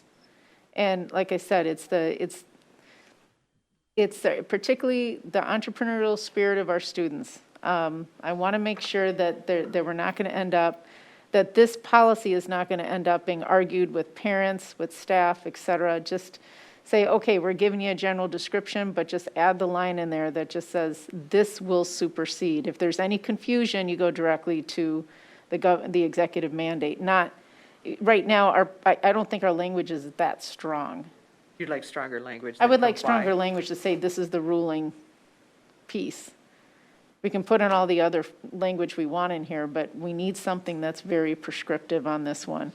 Especially, the first couple of days, I think we're going to have really good compliance. I do think it's going to wane a little bit as the quarter goes on. That's my, guess. And So because we want to vote on this at the meeting, what language would you like added to this, to the comply with the executive order?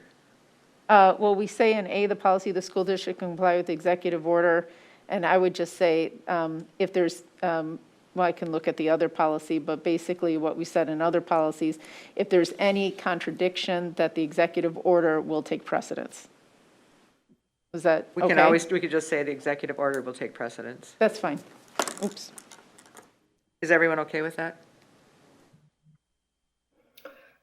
That's fine. I wasn't able to finish on page 3.D, where it talks about employees having to describe their medical condition. That needs to be stricken. With the Americans with Disabilities Act, ADA requires a reasonable accommodation to anyone who cannot wear a mask due to medical condition. And you cannot be forced to disclose any medical condition. The Supreme Court of the United States recognizes that as a constitutional right to privacy. So that has to be stricken.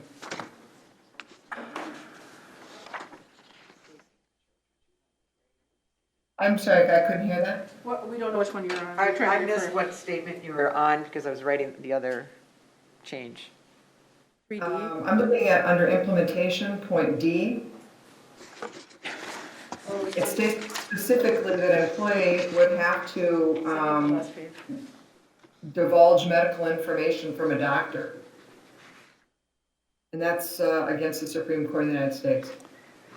This was an MSBA Yeah. model policy. I I'm just want to remind you all of gonna make that. a recommendation. This is vetted through our group of Minnesota School Board Associations, which I believe every single district in the state of Minnesota is in, and their role is to advise boards on what their policy is, and they have attorneys that vet this based on, Obviously, they missed this one because it is with ADA. I wouldn't change one word on this thing. That's my recommendation. I would take it as is. They are our guidance when it comes to policy. They look from the preview of a school board and a school district as to what's the best as far as what we should be. And I would not change one word.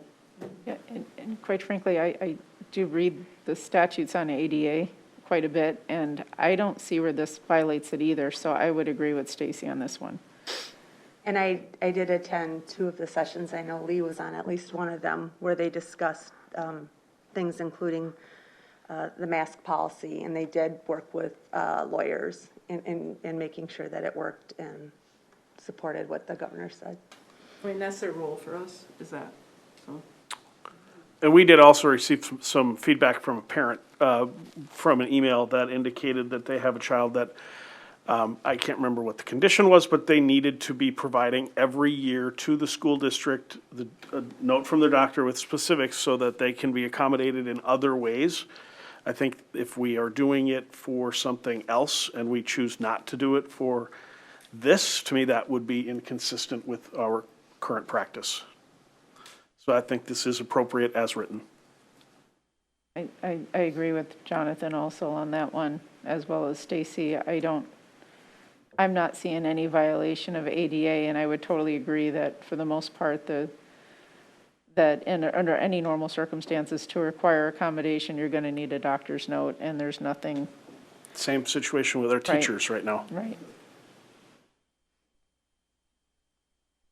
And it's information that's only given to those that Need it. need to know. Need It's to not know public. basis. Okay, any other comments? Okay, I'd like to take this to the meeting and not discuss it any further at this point. So I'll move into the email communications protocols. We went through these at our our board retreat back in June. Not much change to it. I did have it's the same thing that I think we had some concern on the board retreat, is the same thing that I think that needs to be brought up now, and that's the communication protocol, if I'm trying to find it here, which exact line it's on, about copying both the superintendent and the chair of the board when we communicate with the superintendent. Where is that in here? It was in here. Hold on. If anyone else can find it first. Because that was, I think that might be in the actual, like, 2 or 3, or in the actual. That might be in the policy. It might not other be one? the protocol, it might be in the actual, okay, I'm looking, the actual protocol. the actual policy, not the protocol. Thought it was in this one, but if it's not, I can't find it right now, so never mind. Oh, it's in the next one. Okay, Yeah, it's in Never the, mind. it's in the actual Yeah. policy. never mind. Okay, this is a protocol, it's not a policy, but it is something that we follow. and it is connected with our policies and with our board ethics. So if there's no other comments, I'm going to move on to policy 203, school board operating norms. This was also one that we discussed at our board retreat. I don't know if anyone has any comments. The highlighted areas are where we've made changes. And that's where I definitely have, it's 4.4, so it was highlighted in here. Sorry, I missed the policy protocol thing. That the board members shall channel requests for information reports as well as clarifications and questions through the superintendent and the board chair. That's totally understandable, the superintendent, but to copy the board chair and all of our communications with the superintendent or anyone else, that's a little overbroad. I would agree with Mary. The role of the school board chair is strictly to run the meeting and serve an executive committee. It's not one to monitor communications, as we are 7 duly elected school board members by the community.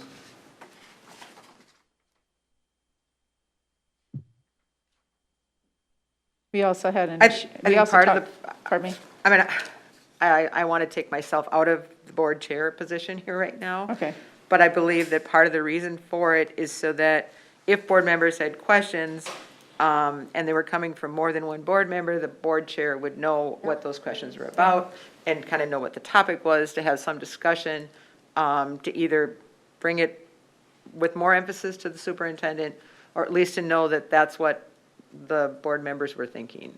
I don't think it's a big, oh, I've got, the chair's got to know everything that's going on. I don't think that's what the point of it was. I think that was the intention. Maybe I'm wrong, but that's what's always been done in the past. Yep. Then I think it should be left up to the discretion of the individual board members then to do that. I don't think it should be written as an and in the policy itself. I would just, I guess I would add, this is when we're channeling requests for information and reports, or clarifications, and so to me, it's, I don't know, I think it's when, if I'm requesting something, I do think we have a general protocol that the response goes to everyone, and everyone is going to receive the same information, so we all have the same information. And ultimately, everybody typically winds up seeing the original email or the original question because it winds up in the response. So for me, I think it is a courtesy to the chair to be able, if things are coming from multiple sources, if things are happening, ultimately, we are all going to see the response and we are all probably going to see the email. So I'm not sure why we would be concerned about a stopover on the way in the chair's inbox. Well, and I also think from the standpoint of agenda, if there needs to be a change or and then those are the two people that work on the agenda and what gets on it. So if there's a need for something, to be brought to attention because there's some heightened questions around something and there's a theme coming from a couple board members, I think that's something. And even in the sense of preparing for a meeting. I also think from another standpoint, not saying that this happens now, but, you could have someone, a board member start harassing the superintendent with questions. Be quite honest, and it becomes a behavioral type thing where then you're putting the superintendent in an awkward position in the sense that if they go and copy the chair, it's going to start to look like they're tattling. And so I think just from a standpoint of management of board and how board relations works, we're going to see the question anyway. You might as well copy the chair on it from the beginning so that they. Well, if we're going to see the question anyways, we don't have to copy the chair on it because the chair can't disseminate it out due to the open meeting law. The other thing is Terry's always done a good job with answering all the questions for everybody. The only difference is now she's including the original question instead of repeating it. So that's moot. Then the other thing is that the chair is equal to us on the role over with the superintendent. We're all 7 independent members. So to have to copy the chair on something, and it makes no sense. I think it should be at the discretion, and quite frankly, we used to have and or or the chair and stuff like that, and I don't understand why we're changing the language now. So this board may interpret it for the next 4 or 5 months this way, but we're looking at a new board in January, and that chair could interpret it completely differently. So you could make a modification, or we could hold it off for the next board.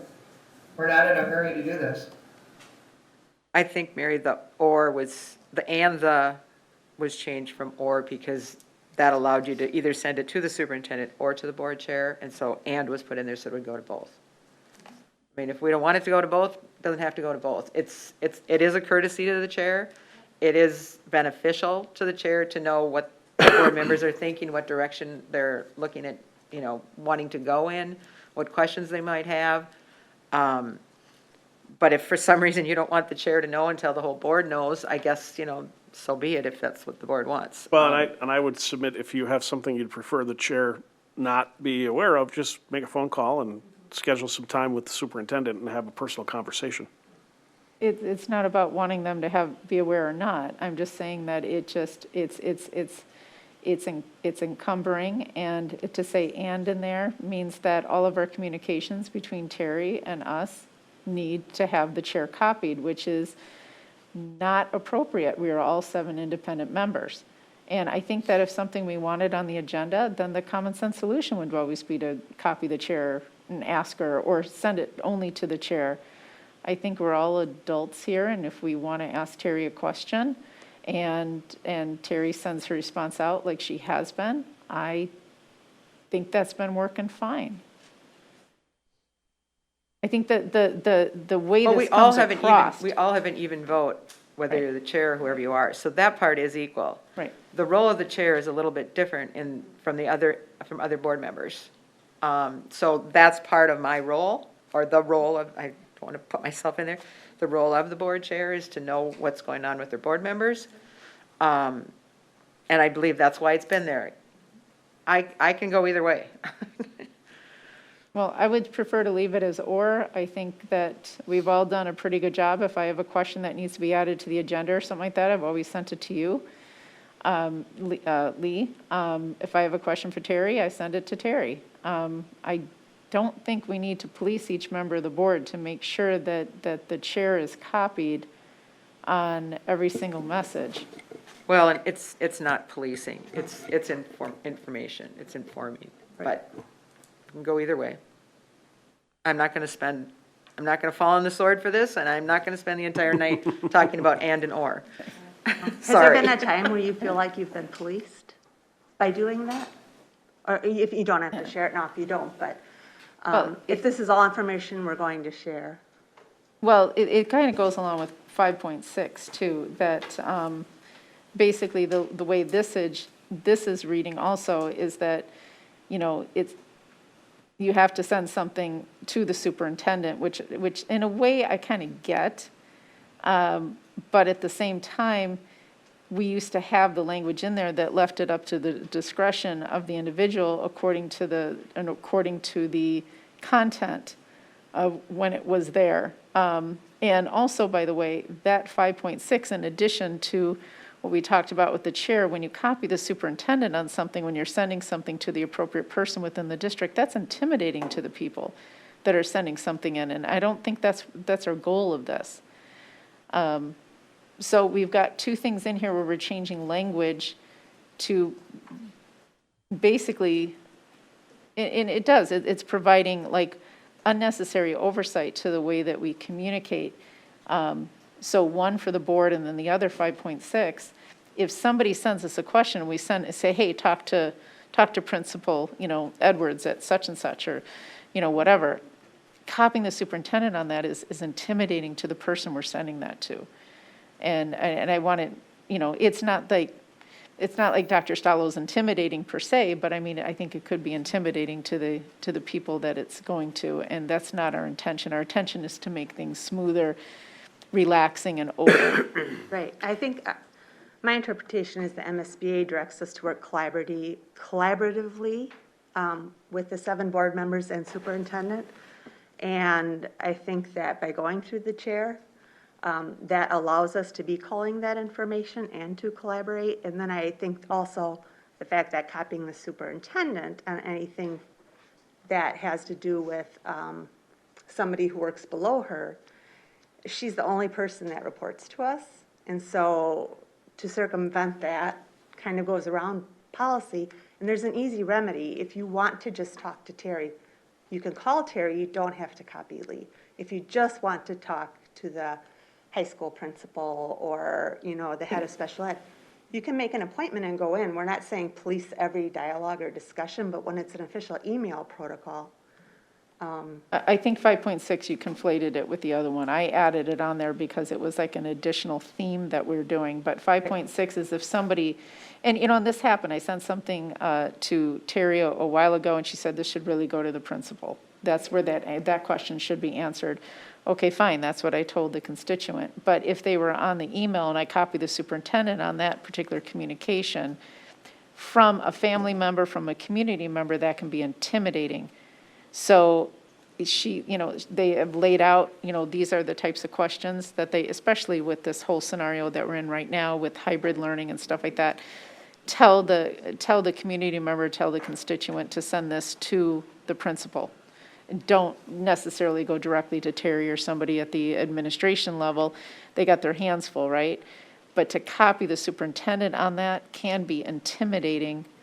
And that's how 5.6 reads. And I think that it's, you know, I don't always send it to the right person and that person corrects me, but to copy all that back and forth, and having Dr. Stallo on a family member who had a simple question that they emailed us to is, I'm not sure that's appropriate. Well, if they're taking something to the board level, then they're already at a different level. Well, sometimes people don't And the superintendent know. does need to know about concerns that people have in the community, especially if because Dr. Stallo is our only employee. Right. So she needs to know if there's a concern in the community, just as well as the principal or whatever staff member it is that it needs to go to. So intimidation, I guess I have a hard time with that, because if they're already coming to the board, she's our employee. Yeah. It's not the other way around. Right. So they shouldn't be intimidated if they're coming this far. And I would just I don't think suggest that's if the way there's to a do it. concern about how the community member is going to interpret that, I think it's very simple to just add a note that says, as per board protocol, I am copying the superintendent on our message. That is how we operate. It's Yeah, not, you know, you don't need to be making it, I don't know. I respect that you interpret that in that way. I don't. Well, we used to have or there, Which one are we on now? 5.6. We used to have or there also instead of and. Why the change? Because it's important that the superintendent know what kind of information is out in the community, and this is a way to do that, and for her staff to know where they're spending their time on answering questions and concerns in the community. It covers both areas. But I almost think from an intimidation standpoint, the fact that we would forward something directly to an administrator that's a request from the community is probably actually more intimidating to the actual administrator to not honor that request when it comes from a board member. So I see it as more of intimidation of staff by doing it and not really staying within our role, where the superintendent's job is to manage that and what happens with that. Well, I don't think we've had a problem with that. Well, but if And- we start and- to change this, where we're starting to direct people where to go, when all it is a simple call or email to Terry and say, hey, we have this concern from a community member, can you follow up or have an administrator follow up? But we've already had this grid in here that says if community members come to us with a question about something, tell them to go to the teacher, then tell them to go to the principal, then, you know. Right. And so if they come to us and they say, well, hey, did you talk to your teacher first? No, you got to talk to them before you talk to me or anybody else. And then to copy Terry on that kind of defeats the purpose, don't you think? Are you saying a direct email? If a person came to me with a direct email and said, I have a concern about my child doing this, I would say to them, you know, my appropriate channel that you should be going through is the principal. If Right. you haven't done that yet, you know, then, and you don't feel comfortable or whatever, talk to the superintendent. That is who I have a direct relationship with. I don't have a direct relationship with your principal. But that's what happens now. We don't copy Terry on those. We I just say, still, talk I to the mean, I let her principal. know when it happens, sure I do. I do too. And I let the person know before I do it, that, hey, you know, if it's a phone call or if, you know, I need to be copying the superintendent on this. If you're taking it up to the board level, that's, Yeah, but we're members of the community, and I'm not quite sure people think of it that way. well, I don't then think they're that's part of really our thinking education that. process. Yeah. Because our They authority. need to understand that. Yeah. I still don't, we had or in there before. It was working fine. There's really no reason to This is add the Melissa, I and. have a quick question. So board member receives a concern, a feedback. Granted, say, look at the 80 emails, 100 emails we got over the weekend. There weren't 80. They're just sharing feedback. I'm not going to copy Terry on my response, nor am I going to copy the board chair, because they're giving me as a board member feedback. So as it stands right now, it says when board members receive questions and concerns from community and employees, we're supposed to include Terry on every response. And so I guess that's where I have a problem. But what are you saying? Their What are you feedback. saying as a response then, I guess? What's your response to the What was person? that, Stacy? What's your response to the person that's asking the question? I'm thanking them for the feedback. They want to share information with the board member. That doesn't mean that we have to copy Terry on that. When they're sending something to you specifically, Melissa, that's one thing. When they're sending it to the school board, that's another. Because then if you're answering it as a school board, not as an individual. When it's something where a decision hasn't been made, I can respond to someone if they're addressing the school board and they're putting up feedback in there. There's nothing wrong with that. Well, then why do we say in our policy that the board chair is speaks for the board? Can I just add in, because I think I know what she's saying. So in this past couple of weeks or whatever, we've gotten a lot of questions. And we follow up people to make sure that we understand their concerns and what's going on. That's our prerogative. We haven't voted on that or anything like that. I mean, Leah's already responded and said the whole board has seen your email, which is appropriate. We're allowed to talk to people. I think when it's appropriate for the superintendent to be involved, then we should do that. When the board has voted on something, then we speak as one, and the answer needs to go back to the board chair. But when we're Exactly. Yeah, but otherwise, yeah, this is very restrictive, and it also, we're elected by the community to be the conduit to be between the community. We're allowed to get that feedback. Now, we're not supposed to make decisions. We're not supposed to tell them how things are going to go. We're one of 7. Of course not. But to have the superintendent copied on absolutely everything and the board chair is kind of, it's restrictive, and it is policing, and it doesn't belong here. It really doesn't. And I think that, to have the or in there the way it was instead of the and is wholly appropriate. I do not agree with the changes. Well, I think we had an email come in this weekend just about board members' activity on Facebook. Yeah. So, the fact that one person's speaking and everyone thinks it's the board, you have to know that when you speak in public, you are speaking for the board. If you don't think that you are, I think you're, if you're on the board, people know you're on the board. And when you speak, they think that the board is speaking. So if you aren't very careful with how you're saying things, and we've made a decision on something, which in this instance, we have made a decision on the hybrid model. So that was made. Yeah, and there wasn't anything against that or for it or whatever. But And when it's already- surveys go out from a board member onto Facebook, the questions come back, is this the board asking me these questions? And as chair, I had to say I know nothing about it, because I didn't. Yeah. And it's representing the board. You have to understand, as Stacy just said, Once you're a board member and you say something, people look at you as the board is saying this. So when I say that I answer on behalf of the board, I'm giving kind of just a general statement that, thanks for your information, the board's all seen it, but I can't go into my personal opinion about how I'd like to answer that person. Because then it sounds like the whole board is saying that, and I have the support of the board. And I don't know if I have the support of the board yet. You That know, was I s- difficult today, because we knew that we were looking at making a change potentially. We hadn't had that discussion yet. I couldn't say that. It's frustrating. Nobody did either. No, I couldn't, but Nobody else did either, though. But I'm saying, Mary, that if people were saying what they wanted to as a board member, as an individual member, people are looking at that as if the whole board is saying it. So if you do speak as an individual, you have to make it very clear to that person that, I don't know where the whole board's at, but this is my opinion as a board member, or my opinion. Yeah, and that email was a little political, and there wasn't anything like that out there other than just asking a question like I would on a Twitter account. I don't know anything else about Right. it. I had to answer with the information that I had. Right.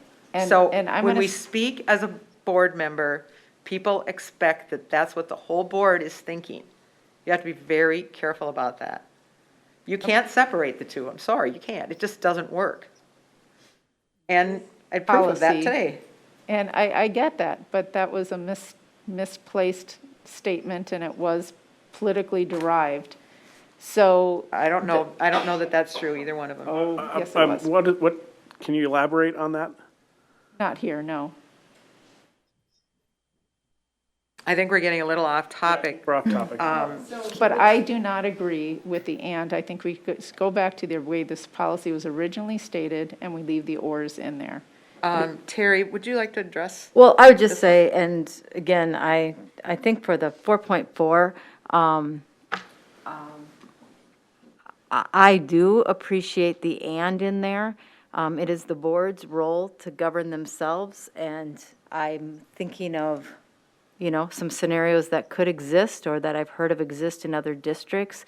And if you do have a board member who is not being respectful to the superintendent or bogging down the superintendent with tons of questions or things like that, I do think it puts the superintendent in a very difficult position.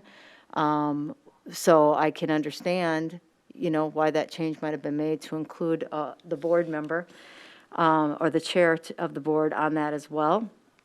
I can think of situations where I think other superintendents would have wanted that in there. In 5.6, I think the other thing that's tricky in that is that I don't want it ever to be perceived that a board member is giving my administrators work direction. And I understand that that isn't the intent. I understand that. But if I were to email a parent back and say, include Jim on it and say, Jim, please reach out to this person, there's the line there that I would be cautious of. And so I wonder if the intent of this policy originally is to make sure that the superintendent is aware that the board member has directed some time to a response and a concern from a community member, which is awesome, because what my administrators will most likely do then is come back to me and let me know anyway that a board member communicated with them without communicating with me. So I believe that if a board member is directing or sharing or asking an administrator to follow up with a parent on something, then I should be included in that. Then it should be a protocol, but not a policy. I believe it should be part of the policy. Well, this isn't the last reading on this policy. So continue, anyone have any other comments on that one? We skipped over 4.3, that if you miss our meeting or late to a meeting, that you'll follow up with the board chair or superintendent to review the meeting and what they missed, so that you can stay up to date on things. Comments? Okay. And then on 511, board members shall contact the superintendent by Monday at 9 a.m. prior to a board meeting if they have concerns or questions about the agenda or materials, which will be sent by Thursday at noon. I believe for the most part, that was something that we wanted to put into practice, and we just had to change the policy to make that work. I think it already kind of was in practice Yep. anyways, because we're not getting the materials until Wednesday afternoon or Thursday morning, and then we only had until Friday at 9 a.m. to ask any questions, so that was pretty well received. And And then it's been in practice. the others are just crossouts. They're redundant. 614, a draft agenda will be sent to all board members on Monday preceding the board meeting. I think that's helpful in that it helps, it allows the actual board agenda to come out a little bit later, but we were prepared ahead of time for what's coming. Then on 615, this again is a practice that we changed. We just needed to update the policy to bring open forum back into the meeting. That 615 was actually changed well before it was even discussed with the board. But I'm in total agreement with that one, and that's one that we wanted for a long time. We discussed this at the work session. In January. And then made a change to it, but did not change our policy because we were going to be changing policy, so. Moving on to 204, draft policy.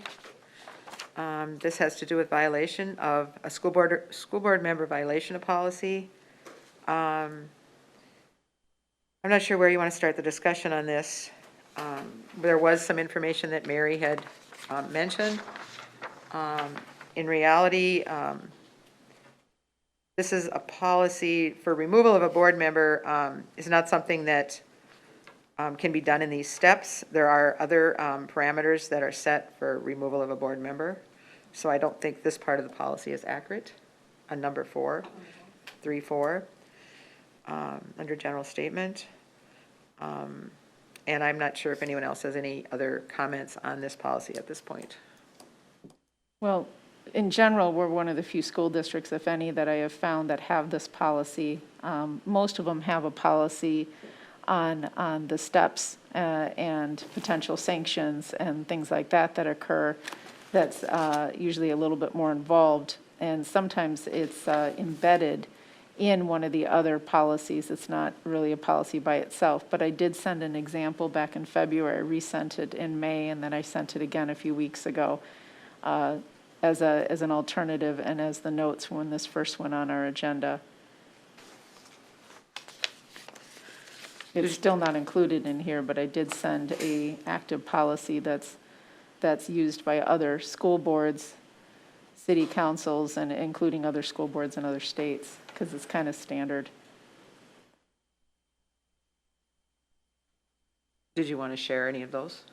We didn't see that email, did Well, we? I emailed it to Lee several times now, a copy of it.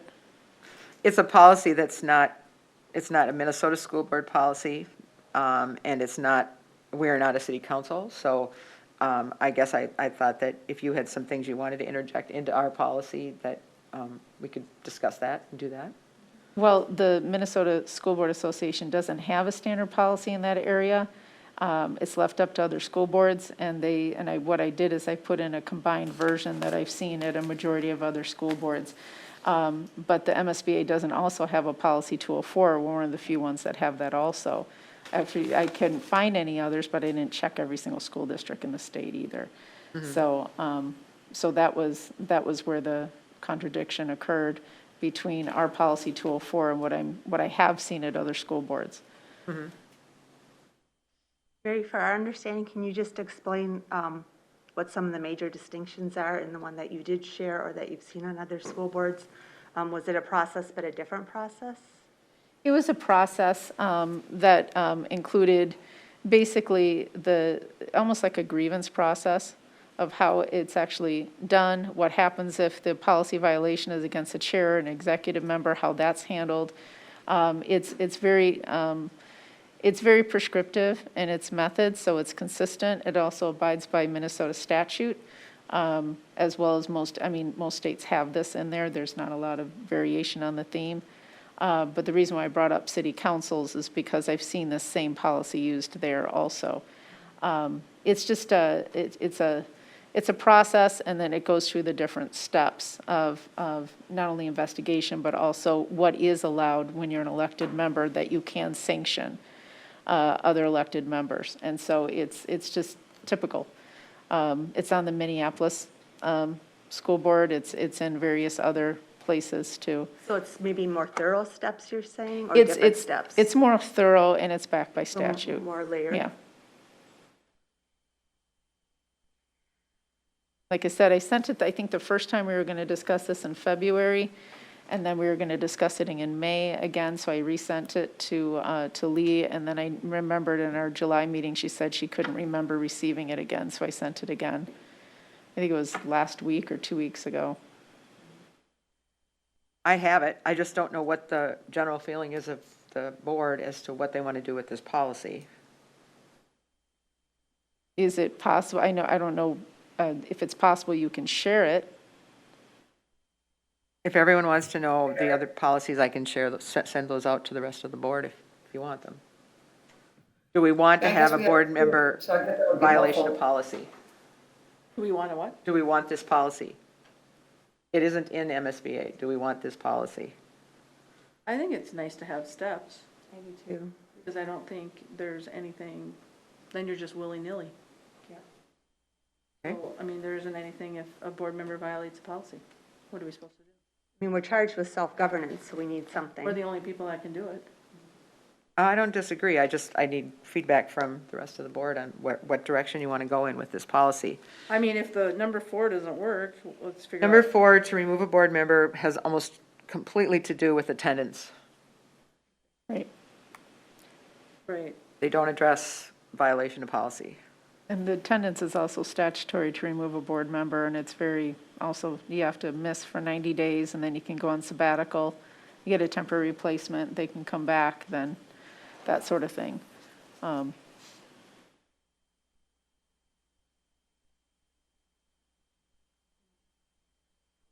think we should have something, and I mean, I don't see anything wrong with 1, 2, and 3. If 4 is out of violation, then we figure out a different way to do 4. I don't think it's in here, but is it Robert's Rules or MSBA that says the final step could also be coming to the board table where a vote is taken for the removal of a board member? I know you don't have to go through all these other steps to do that, but would that be more direct to what we're talking about than the attendance issue for number 4? Not to complicate it, but I think there is wording that says at a board meeting, there can be a motion and a second and a vote of majority by, 2/3 or whatever it is. Would that be more appropriate? A removal of a board member is based on only attendance. So if there is if they're not in attendance for 90 days or more, they That's can be one of the removed. reasons, but you can Right. vote to remove a member. Right. I don't believe that you can. Well, I think that's something we gotta look at. According to Terry Morrow from MSBA, that's the only way to remove a board member. It's from attendance? That's the And it has to be 90 statute. days. That's why the other policies are in place, I because that you think can that- sanction. I don't know, I guess, I thought that had just been done not too long ago in Duluth. I'm sorry, I couldn't hear what you said, Stacy? I thought it had been done not too long ago in another city in Minnesota, where they voted to remove. Is this our final reading, or do we have time to No, pull that? this is not the final Could we reading. bring that back to the table then? We could research that? We and see certainly if that's can. more appropriate? Yep. Do you want the information that Mary had? I can forward it out to all of you. Sure. Yes, that would be good. Okay. Do that.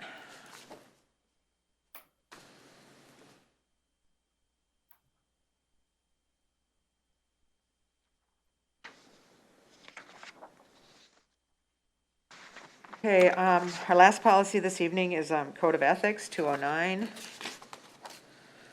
And there really were minimal changes on that. The change 1.11, 1.11 Yep. is the same as As in the the other policy. discussion. So if one changes, the other should change. Right. But that still needs to be discussed. any other comments on the Code of Ethics?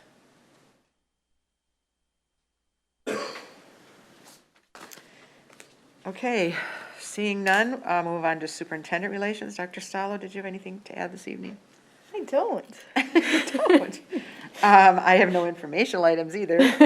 And no one has contacted us from the public.